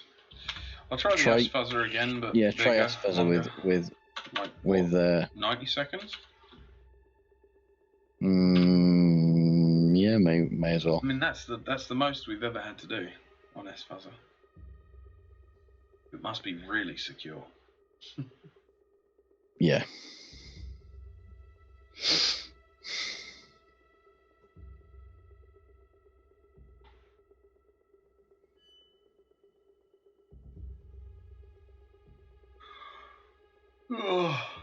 Oh me.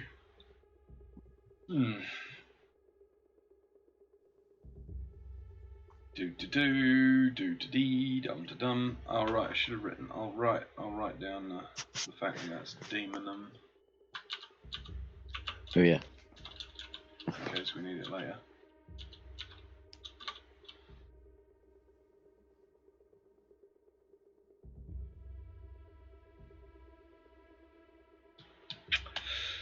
John says, "Did you fingerprint yet?" No, we didn't. But like, I thought fingerprint you required being a step deeper and using subdomains. Maybe I'm wrong. Maybe not. Yeah, maybe you don't.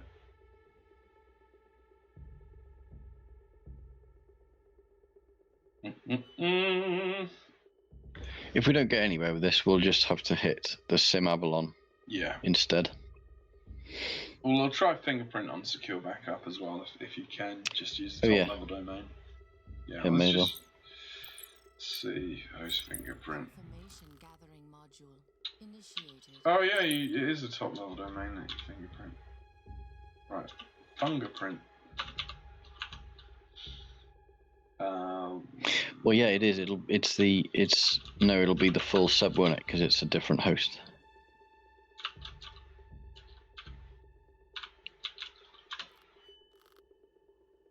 Well, if you fingerprint that, I mean, technically www might be sitting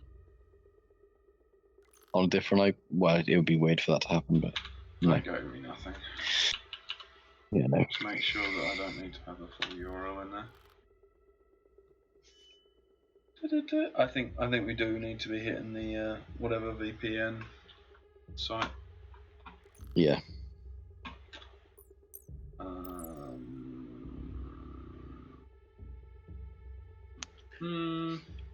S-Fuzzer on Sim Avalon and get all the subs, I reckon. Yeah. Let's do that. So, that was simnite.com, isn't it? Sim Avalon is the name of the company, but simnite.com is the name of the website. Okay.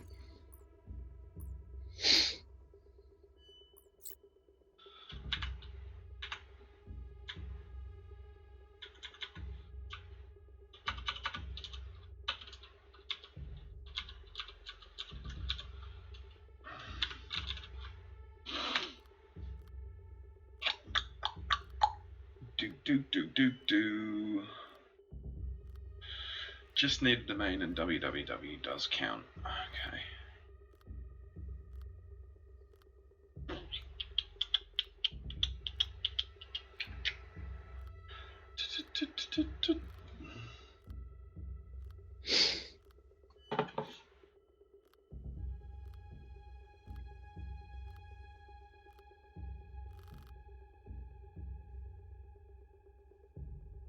What we got? Nothing. Okay.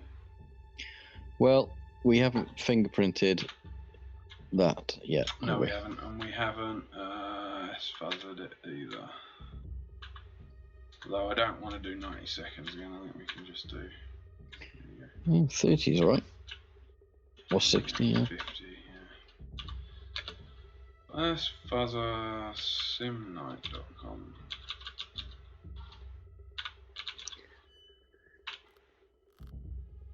The clue might have just been that if we hit securebackup.io, it gives us www. I mean, technically, we already have a couple of subdomains, so we could just go and start prodding the subdomains using WMI scanner or whatever, couldn't we? VPN and dot and whatever else it was again. I reckon there's a backup of one that gives you data for another, and the other that we want is VPN. Yep. I reckon that's the So deal. what we got, the main one is simnite.com and the other one is a mail.simnite.com.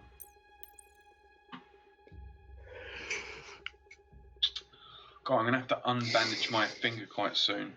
It's starting to hurt a bit, which means blood has been too much cut off, I think.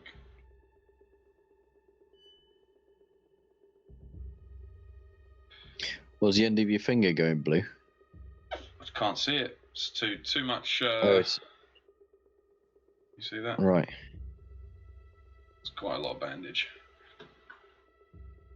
So, only one domain. So, alright, let's try fingerprinting this dude out.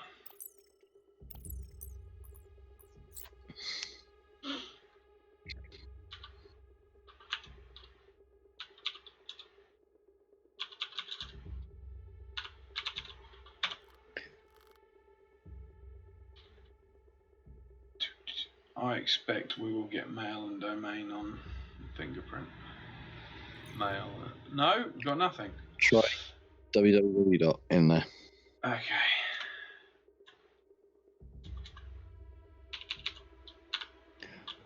But otherwise, yeah, we can dig on mail or dig. Oh, there you go. It's got something. Dig on mail or VPN. What have we got here? Oh, we just got that it's not on an Apache server. Yeah, try VPN then. If they're saying that the green arrow route thing is there, Yeah. then I don't know why they've got. Oh,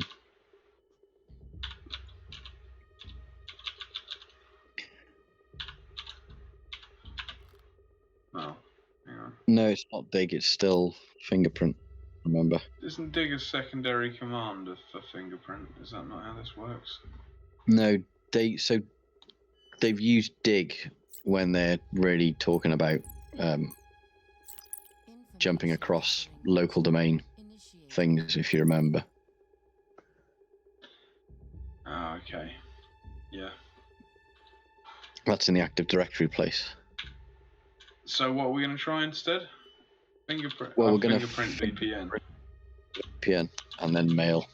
But I don't understand where secure backup comes into it.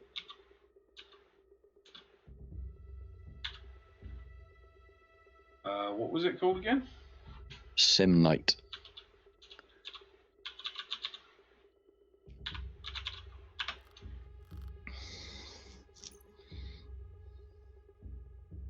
Never seen a subdomain appear after a 20-second search, Matty yet. 78 says. I have. There you go. I have had to do 50, 40, and 50-second ones before. I'm pretty sure. Cisco VPN. There you go. Okay. So we need to search CVE for Cisco VPN client, don't we? That's how it goes next. Information gathering module. Search exploit.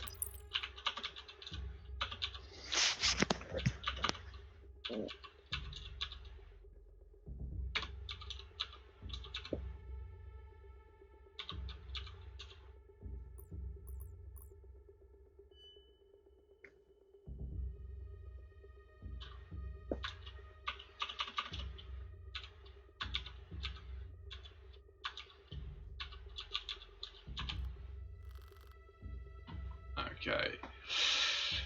Cisco VPN client 5.x through 50070440 uses weak permissions for VPN client .init, making it easy to spoof, which allows local users through a UDP delivery to gain privileges by entering an arbitrary program name in the command field of the application launcher. So,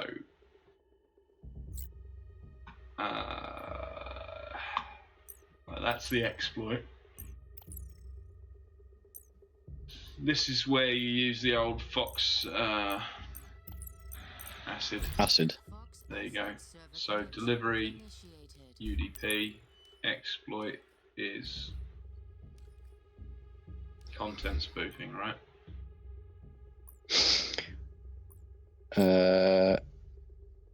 So spoof. Yeah, sounds like it. What rootkit are we using? I mean, this I can never work out what. Oh, After Midnight is meant to be the VPN rootkit, I think. I think that's what it is. Yeah. Yep. Target URL is vpn.simnite. Yep.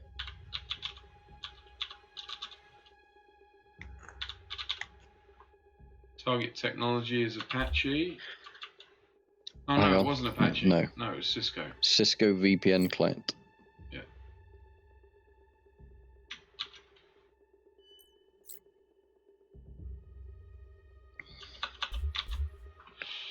And then 1723. Yeah.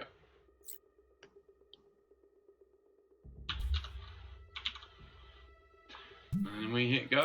Fox acid attack launched. Fox acid attack. There you go. HSC Sim Night. Action completed. So, what's the backups IO thing then? Do you think? I don't know. We'll have to look at where we are and what it is. Well, so if we're in there, we can. And try AD again. Information Or WMI, yeah. module Yeah. initiated. Actually, no, we need to do that first anyway, don't we? See, that's where Dig turns up. Yeah. Yeah, you're right.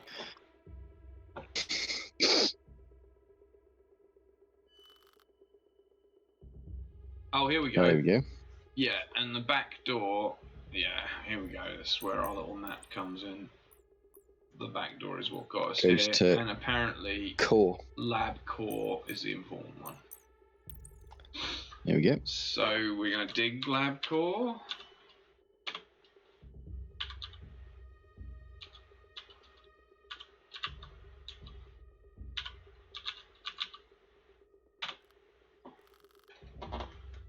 And that is... Nice port. That is the back door then. Nice port you got there. Yes, quite. So now we need to what? How does this work then? How do you exploit that?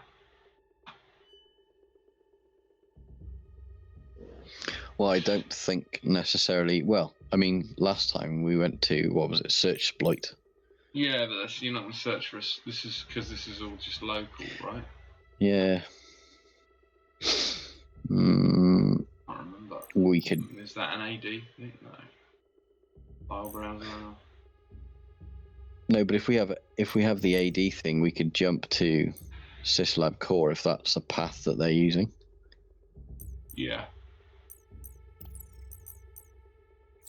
Information gathering module initiated.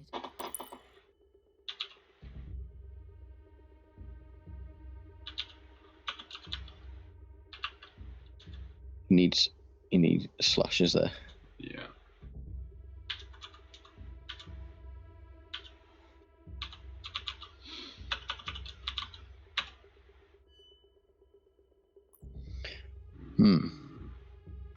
We're looking at this wrong then.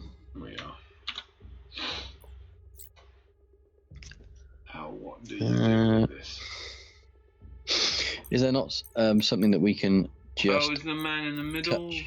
Tool.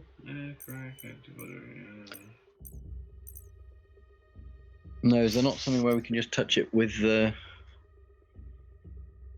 host and a port?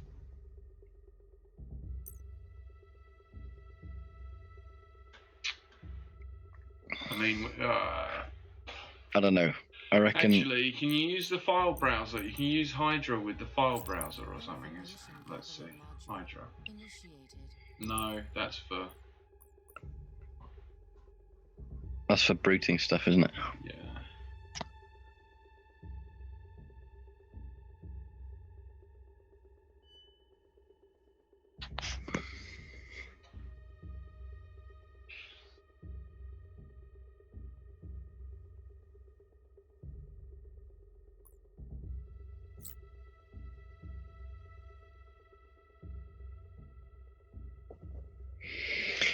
Yeah, I think. Can we just try and brute that service? Did we try the file browser already, or did we just try Active Directory? We might just try No, we Active tried Directory. AD, didn't we? No, don't want that either. No.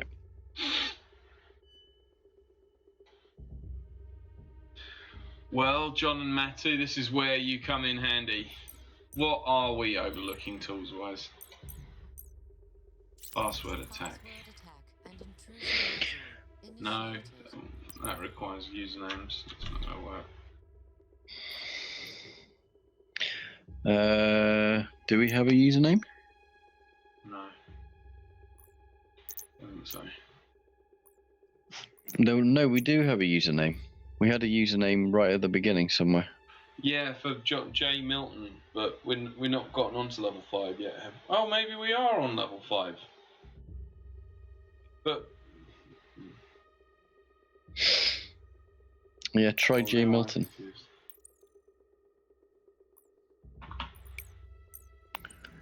Look, we're on level 5. This is the password is securebackup.io. Maybe you're right. Maybe jump the gun a bit here. Go to silver vulnerable or something.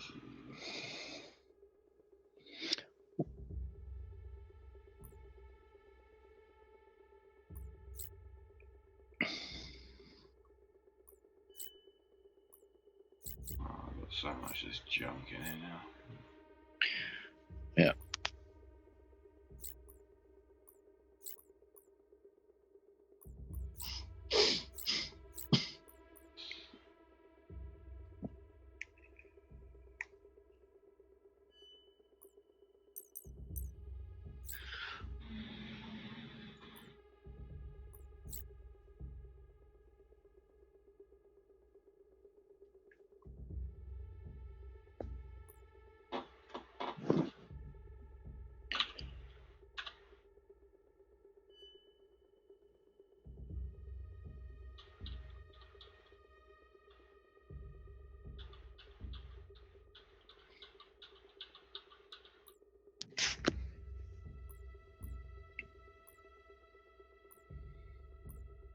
Oh, yeah, that's file browser instead of Active Directory, isn't it? Well, did we try our... Hang on, where did the thing go where we had a username? The That was- password attack. Yeah, I thought that was all on, right. Module initiated. Well, just give me a sec, I just want to check out is here, anyway.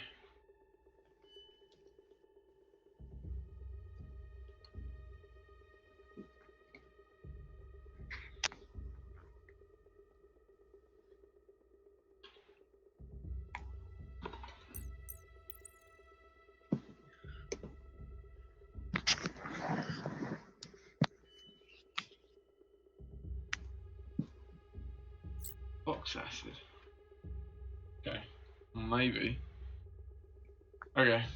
Well, they're in the chat. They're saying you can use Fox acid to do this. Okay, so we need to know a bit more about synth then, do we? Fox acid I guess so. We don't know what it's delivered over, do we? Well, at a guess, if it's a backdoor requiring reliable comms, it's going to be TCP. But again, Don't really know what the. We don't know right, what. yeah, we need to look this. Yeah. Well, can you look? I guess we can search exploit for synth, Well- like you said. so yeah, because don't forget on things like ExploitDB, a lot of things such as backdoors that have vulnerabilities also turn up on ExploitDB. Right. There's like a pretty obvious RCE in an old there IRC you bot go. called legend.pl. So if someone had legend.pl installed as a IRC bot framework on their server and you found it, you could just use it to execute arbitrary commands on the actual box underlying it. So you could take over their machine pretty quickly. And that exploit code is on ExploitDB somewhere, I think. Just as an example. Mhm. Everything gets put up. So do we know what we're hitting it with now? Yeah, it's UDP. It is it? That is unusual. And the exploit is a crafted SNMP packet. The rootkit, I assume we're still on a VPN. Oh, right? SNMP, okay. No, we're What already. backdoor is this then?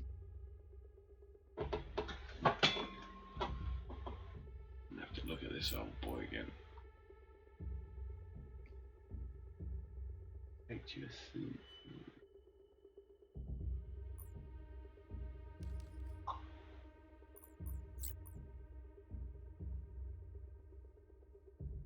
well, we know the port and the service. I don't know what those will be.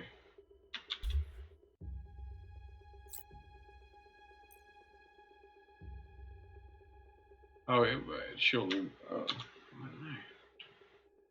know. So target URL is vpn.simnite.com. What have I just put in the port here? What was this supposed to be? 31337. Technology. There you go.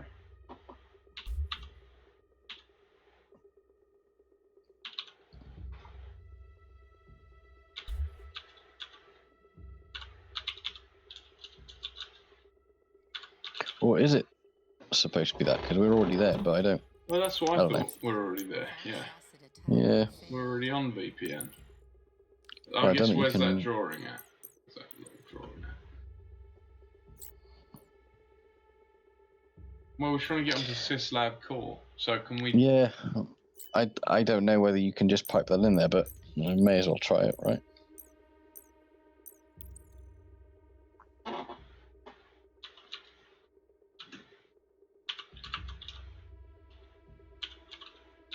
You need another slash, I think, do you?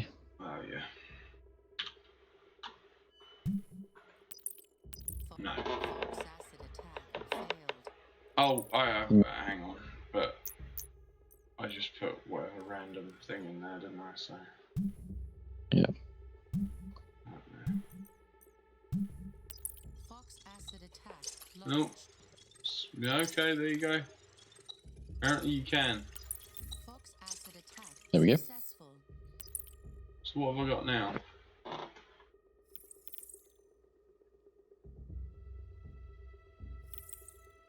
We should give you like it should give you like a time that you or a day that you.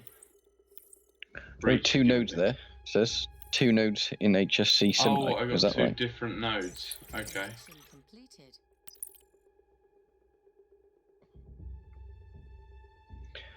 Right. So securebackup.io. I don't know whether we're even into whatever we've.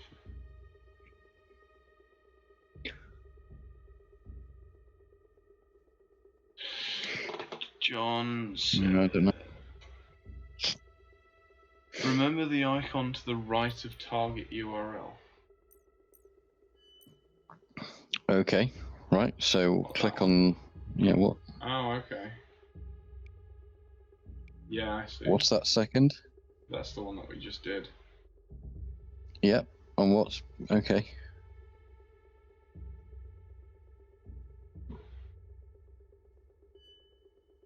But that worked already once, didn't it? So we got to work out. Oh no, I don't like it now. Maybe because we've already done it once. Yeah, but if we come out of there, can we jump to that specific node though without Fox Acid? Like, why is Fox Acid still up if we? Like, where are we right now is the question. Yeah, I don't know. I couldn't tell from the turbine that we apparently. There you go.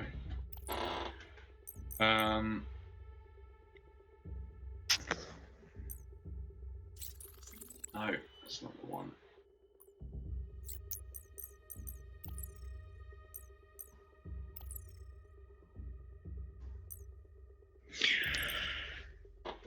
I reckon we put. Did you try putting syslab core in there In which, and then the username John Milton in the password attack? everything else for that has been on Active Directory. All the other folders. But no, I didn't. Well, it doesn't like that anyway. In the file browser. You have to have gone from.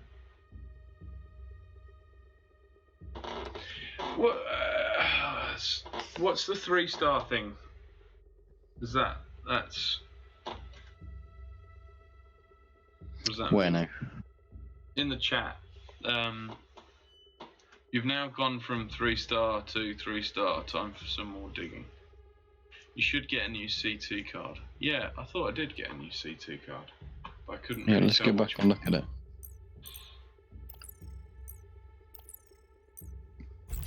Fox acid server connection Oh no, initiated. that's not how you get them, is it?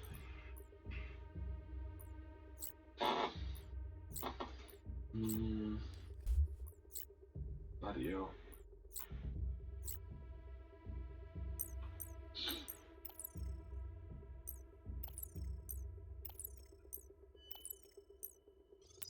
Turbine C2 registry initiated. Okay, you've got things filtered out again, have we? Oh, VPNSimler.com. They're all green. They should all be green, right? Backup.simler.com. Oh, backup.simlight. That sounds good.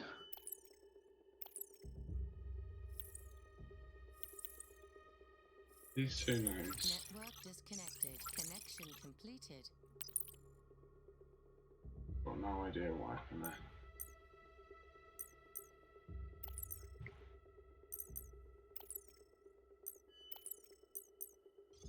Turbine C2 registry initiated. Did you say there was a host called backup.simlight? Well, in the chat though, like I haven't seen that. Oh, right. I see. Network disconnected. Yeah, it says 2 nodes. How do we... Oh, HSC Simnight. HSC Simnight level 2. Okay, Right, yeah, so level there 2 are then. 2, so we want level 2. Connection completed. Right, and now we need to do some digging. Okay, so WMI again? Yeah. Or... Information gathering module initiated.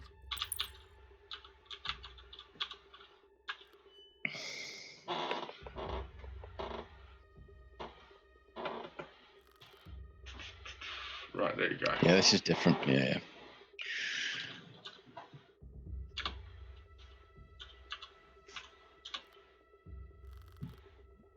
Well, there is an Active Directory server there, so we can mess about on that.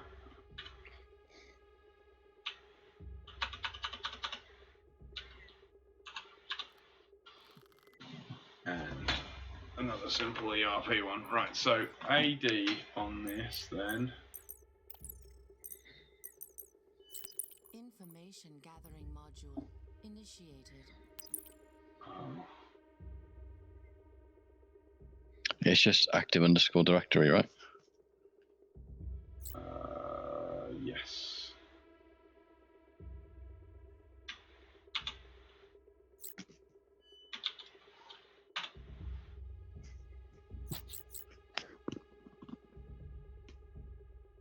There you go, there's the backups.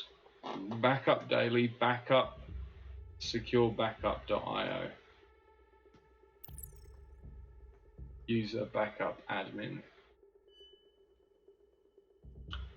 Okay.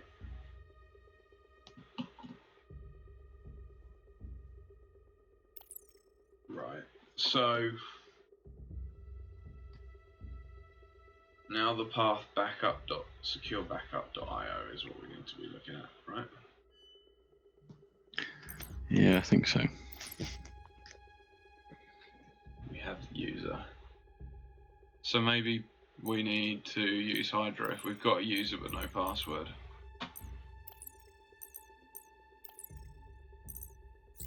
Information gathering Yeah. module initiated. So connect.to backup.securebackup.io.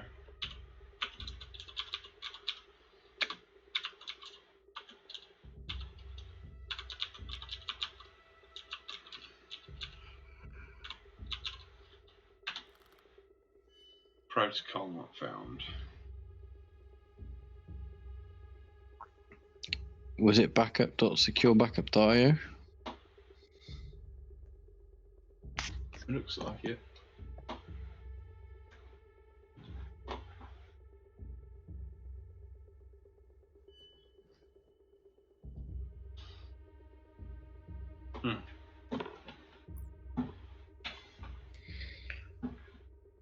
What about the password attack again? Yeah. Information gathering module. Oh no, that is what I was. Unless there's something other than Hydra that's a password. Oh, password attack. There is actually something called password And attack. intrusion module initiated.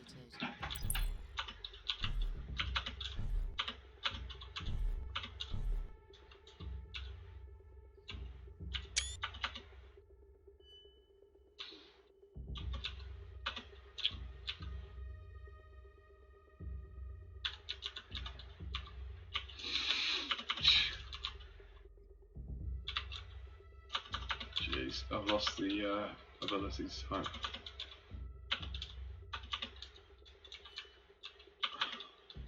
Come on.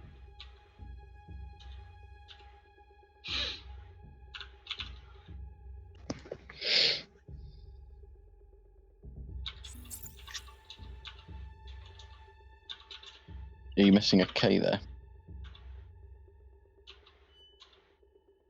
I think so. Oh, I am, yeah.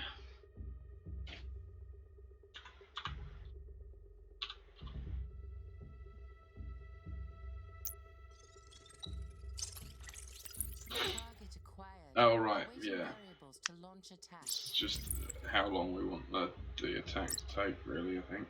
That's,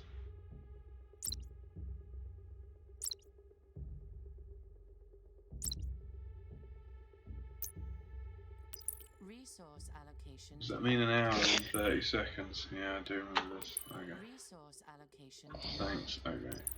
Well, let's just use the RockU database, seeing as it's the oldest of all those. Attack launched. Oh, 3 minutes. Oh, we'll have to talk about something else then. Yeah, like whether or not at the end of this 3 minutes we'll get anywhere. I need a snack or something. I'm feeling a little bit low on energy. So hang on, where did backup admin come from?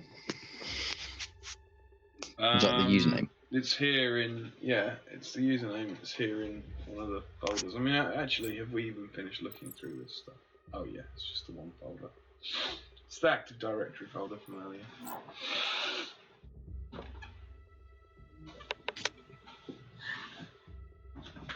Oh, I'm gonna stretch. Good time to stretch. Oh, we've got 2 minutes. I'm gonna do 2 minutes of stretching. Oh. How's the chat looking? I think they're waiting patiently. I think they don't want to spoil anything too much for us.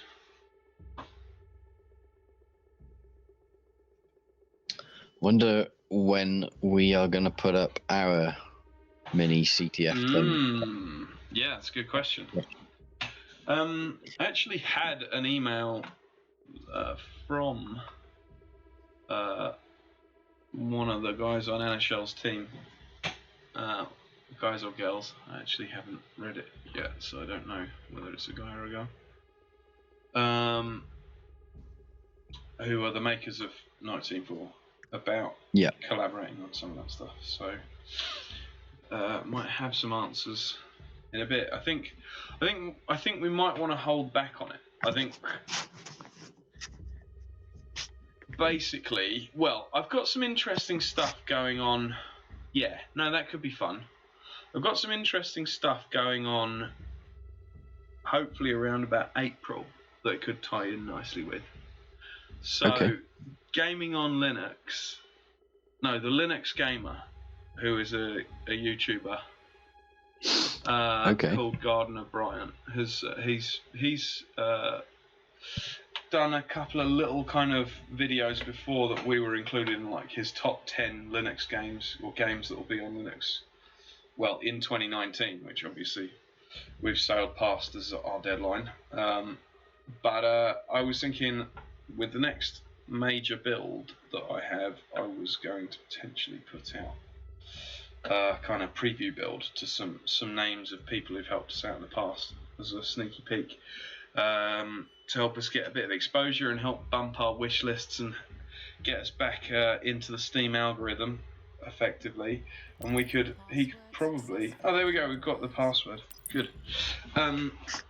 So we could maybe do that at the same time if he's going to do a little preview video of an updated build of Off-Grid. We could also allow him to tell his audience about CTF, the mini CTF, couldn't we?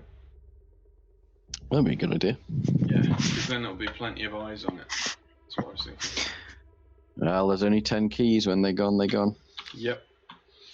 Do you think we'll be able to do something similar but different again? Build something like that, yeah. closer to launch again? Certainly. If we do use this up ahead of launch? That one was like a quick, dirty sort of Python thing. There's no server really behind that. It's just Python, right? But what I would do for a meatier one would be to have an actual host that has some services on there that, although it will be sort of heavily stripped so that you can't actually break it to put, I don't know, miners on there or something. Mm-hmm. There'll be some proper services on there that if you hit them with the right things, you'll be able to do some fun things with, like mm-hmm. I have a big problem with CTFs in general. Yep. But because these are being made for gamers to play through the game of doing whatever it is, it makes sense. Yeah. You see what I mean? Because then you're approaching it as a game.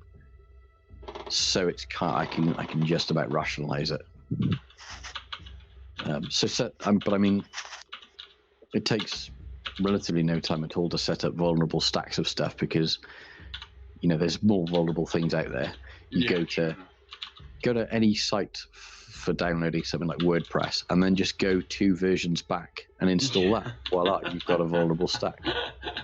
Nice. I mean, that's how it works. Yeah, but you've got to come up with some conceited way of tying a couple of things together to make it into a puzzle, though, don't you? That's the trick. Well, depending on which stack you do, the developers do that for you, really. I mean, if you install 2 versions ago worth of Drupal, I mean, it's an absolute maze in there. Yeah. But yeah, there are some ways we can tie this stuff together to make it not only realistic, but what I would want to do is model genuine breaches from the past. Yeah. Right. So, I've got a fun angle for it, which again is something that I'm going to put on as a. Because the problem with CTFs is that it is just touch a service, get a flag, do this or do that. There's no real world nuance or intricacy on just how messed up some of it. Like, the difference with real world is that it's easier to break the vulnerabilities some of the time, but because of the fact that a real world stack is an absolute mess of someone's admin, that's what makes it harder some of the time. So even though you think you've got in one place, another part of the box is just almost like a mysterious magic section that normal Linux rules don't apply. Right. You've got to, you see what I mean? Mm-hmm. So try and add some fun in there that way. Put a bit of realism on it. But yeah, we can certainly do. All right. Well, then we'll put this one up with Gardner in a couple of months' time. If he does a bit of coverage, we'll say we've got this fun little CTF with some keys to give away too.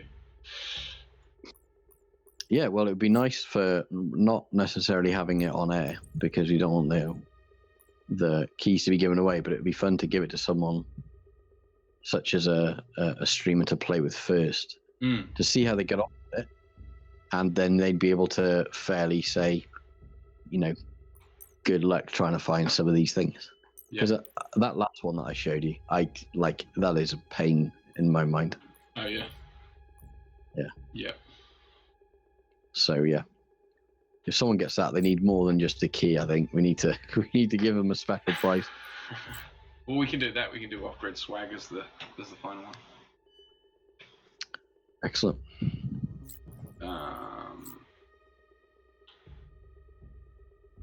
Right, I'm having a hard time remembering going all the steps back to what we were having to do. Was it the file browser before? No, it was Active Directory before that we were using for.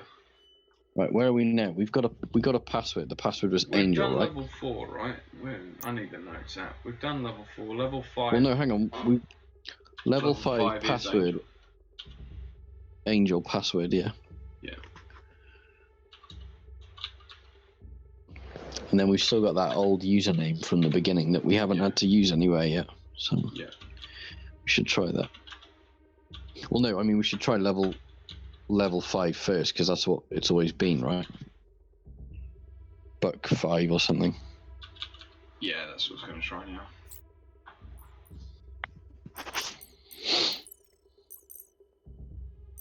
But I keep thinking that they're not going to put a username in a place that we don't need to use. No, true enough. Oh. No, we didn't put that. We didn't put it here, did we? I can't remember. That's my problem. File we put it in, didn't we? Maybe we're on the wrong, because we're on the backups VPN. Maybe we need to go back to the other one.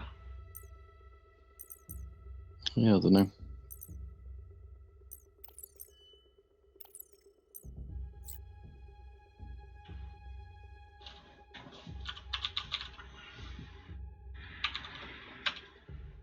Yeah, I think it's just that there isn't. We've got to go to the other. Yeah, we've got to go back because we're on a jump through. Yep.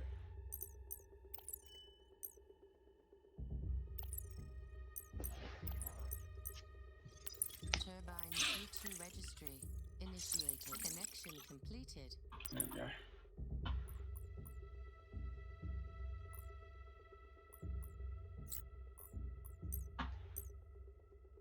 There you go. Yeah, it was file browser. Oh. Well, that's annoying. Maybe it wasn't. Okay, let's try Active Directory again. I thought it was a place where you had 3 input form. And you would put level 05, book something, and then the password. You had to do the domain first, and then it's supposed to give you the. Did it require the slashes? Yeah. Yeah, they did. Yeah. All right. We'll go back to doing. Information I guess. initiated.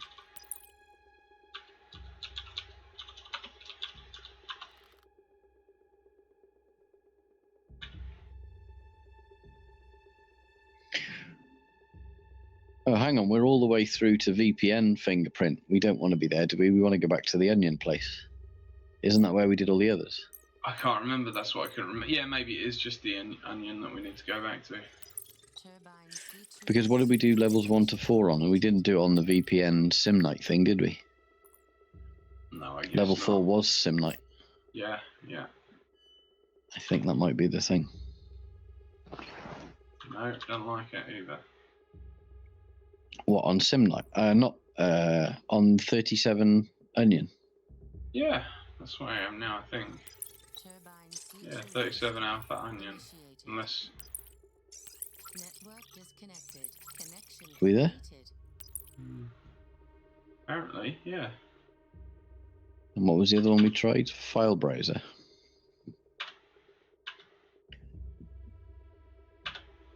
Well, that's doing nothing. Alright, let's try.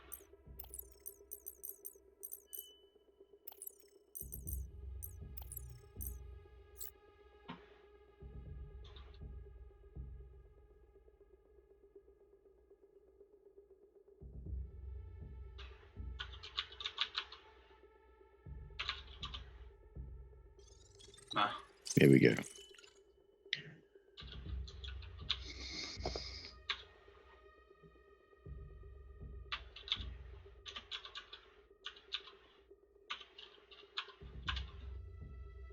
Unable to connect to the file system.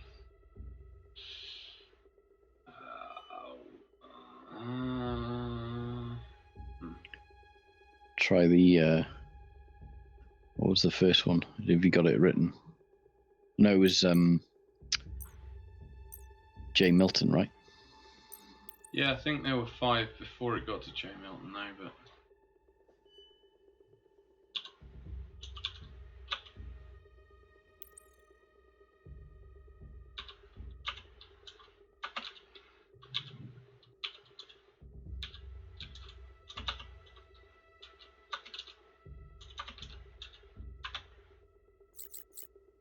No, you're right.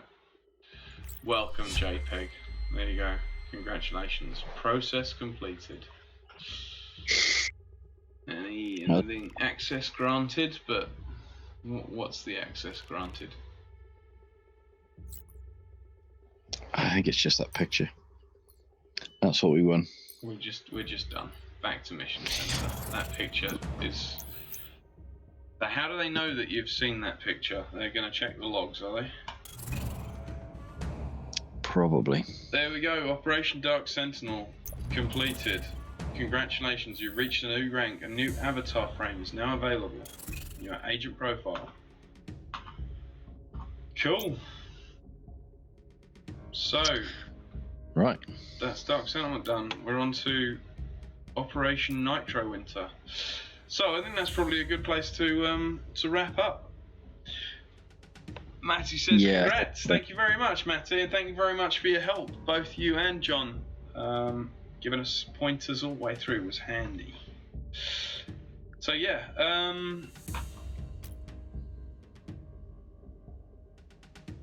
I think we're going to have our wits about us to look at the level editor. I don't think looking at that right now for just 5 minutes maybe isn't going to...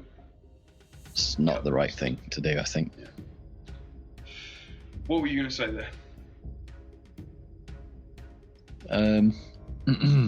Something about being interesting, or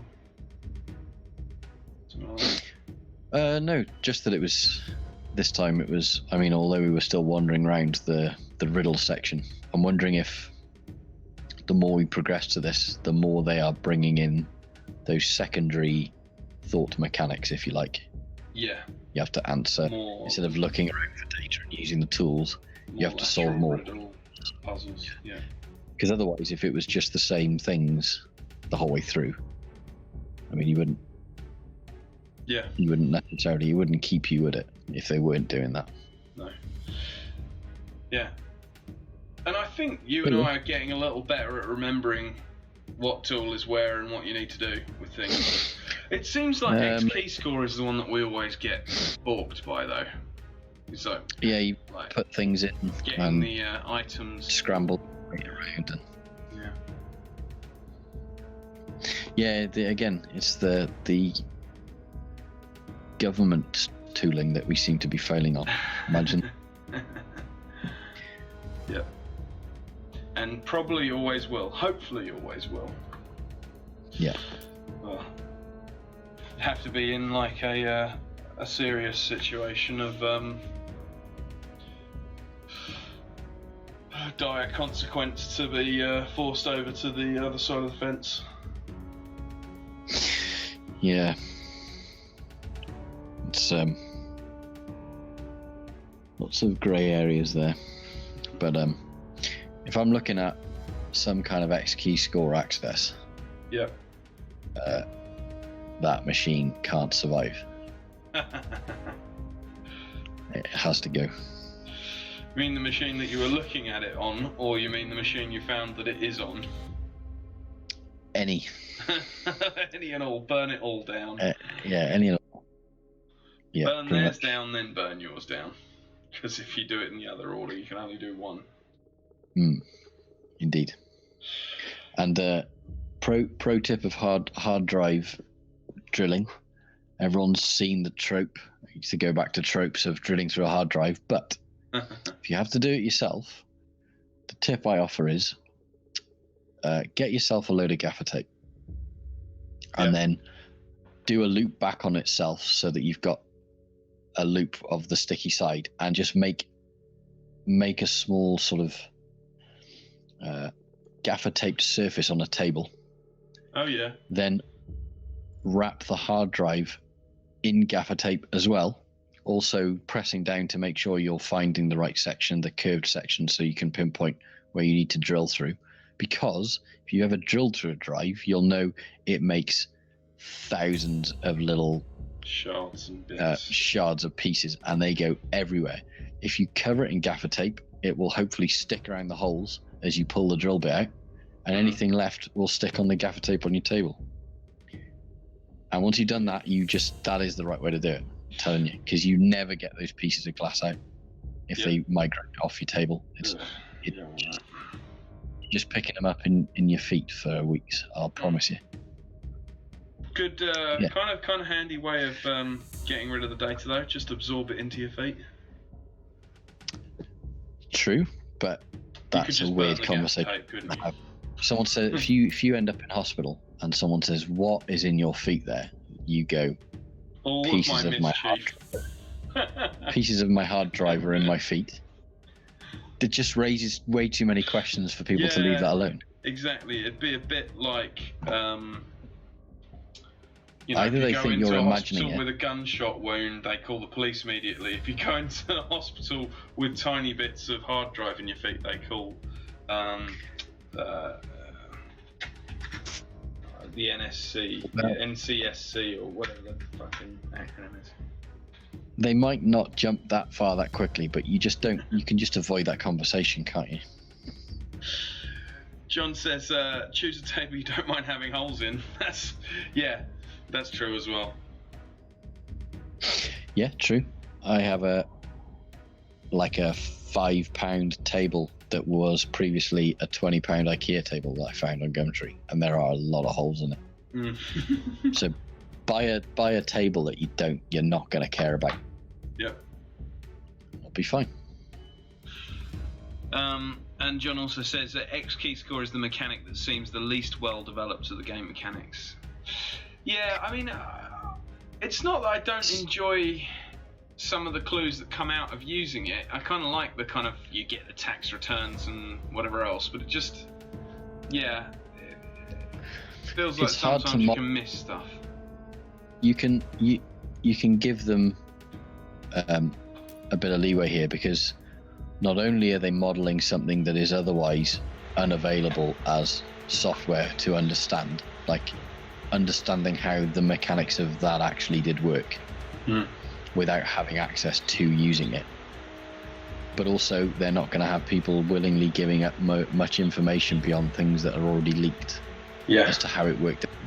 So it would be the hardest things to model, because everything else that they've modeled here have been, some of these tools go back nearly 2 decades. Yep. True enough. So fair play if they are trying to model something that they're not going to get proper information about. Well, I mean, there's enough in the documents to tell them what the outputs are supposed to be. But the mechanic of how you do the searching, other than either it would look incredibly basic to be some kind of search engine looking thing. I mean, they wanted to spice it up a bit, right? Yeah. I mean, I think the problem we had with it was like the entities that you can search for, the names or the organisations or whatever. Sometimes you can find something and not realise how to click it so that it becomes an X key score entity, and so you know that you've got the name of someone that you need to search for, but you can't type it into X key score in the way that any other actual operative of some piece of database searching machinery of the state would type something in. That's one of the bits that's a bit kind of awkward about it, is you have to find the specific X key score entry version of the useful data, or remember to click the correct button. It doesn't seem to have come up that often, though. I'm imagining that it will come up more later on, because at this point it still feels like you're kind of rooting around to gain enough access to be able to do the big things later on where it all ties together, and I'm guessing that's when plot will thicken. And you'll have to put plot pieces together, which means putting things together and something like that, right? Yeah, quite. Because we're still building assets and access at the minute. Yep. gathering data and placing implants. Yep. True enough. Well, yeah, I think this is a good place to stop. Mm-hmm. Thanks very much to John and Matty in the chat and the others who've been lurking. John says, because you could spend all day entering stuff that leads nowhere. You could, but kind of that is... Well, I think you could do that with IP addresses or domains as well. If you're hunting for any specific thing, like I'll tell you now, when we were talking about the new WebLogic thing that I'm worried about, for the last 2 days, pretty much all I've been doing is going through hundreds of thousands of different attacks that are similar to how I think the new attack's going to look. So I'm looking for needles in a stack of needles, but I don't know whether that is the right stack for that particular needle. Maybe it is, right? So you kind of guess how the attack's going to look. And so you look at places where you're already collecting that type of data in the hopes that maybe someone knows about it and they used it and it's turned up in your data bucket. But again, you could be burying hours upon hours upon hours to essentially derive some form of intel out of this bucket of stuff. And you can be doing this for weeks if you're trying to track a specific campaign of people doing a thing a certain way. Weeks to months, and 80% of it plus can be just dead end negation. I mean, that's a point at which authenticity or realism for games simulating a given thing breaks away completely. I mean, unless of course you like Microsoft Flight Simulator, where you're happy to spend do a 12-hour flight in real time. I've never understood that group of people. I loved Flight Simulator as a kid, though. I loved being able to go and fly around the Hoover Dam. That was my favourite bit. I always got frustrated because I think I had some demo version of it, like a 95 one, which had Cessnas in it, and I always tried to just loop them or do some kind of trick and always crash, and that would be it. Couldn't do the whole let's do a proper flight. You should find videos online of people who do it, and the videos are always the same. One person takes it incredibly seriously and other people are kind of not trying. They're trying to do it, but they're not doing it well, and they keep getting checked by that one person who's really serious. Sometimes they try and there's one video where a guy is taken off, and then he's so frustrated with how they've done the air traffic control, he turns the plane back around, lands it again, and then takes off to say this is how you're supposed to do it. Well, we all know people like that, though, don't we? Well, personally, I don't know if I know anyone who'd do that. Socially, I don't know anybody who would do that. Yeah, I don't know. I can think of a couple of people. Not necessarily in overlapping circles of ours. No. Well, let's wrap it on up. Thanks very much, everyone, for coming. Thanks, Path, for joining in and just joining again. It's always lovely to have you on, and good fun, good chats, good news. Yeah, it is good fun.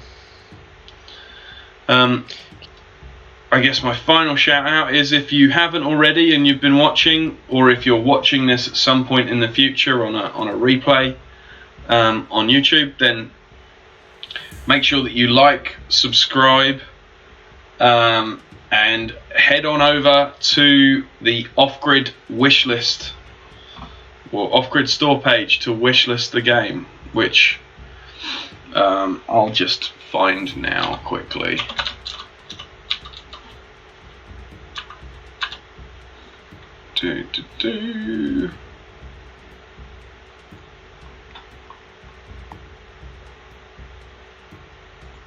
I should have been better prepared and made this a lot smoother, shouldn't I? Well, at current time of day, it's excused, probably. I'll write in the chat. Wish list now. Please.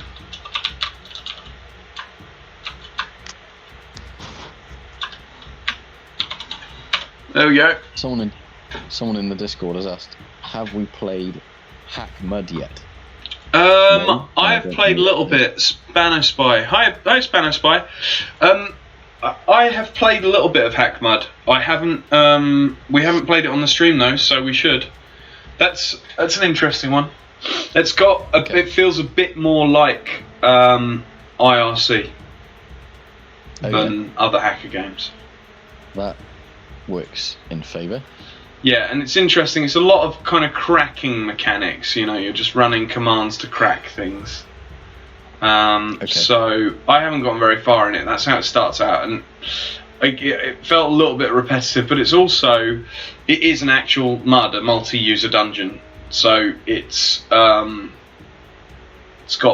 multiplayer, multiple other players playing as hackers at the same time, and trying to steal your shit, basically. And and you have to try and engage with people in order to crack different things, and then a certain level of trust is required, and you have to give that trust over in order to progress. But every time you do, you put yourself at risk of someone deciding to screw you over. That sounds very much like IRC. Yeah, exactly. We should get on to playing some Hack Mud sometime soon.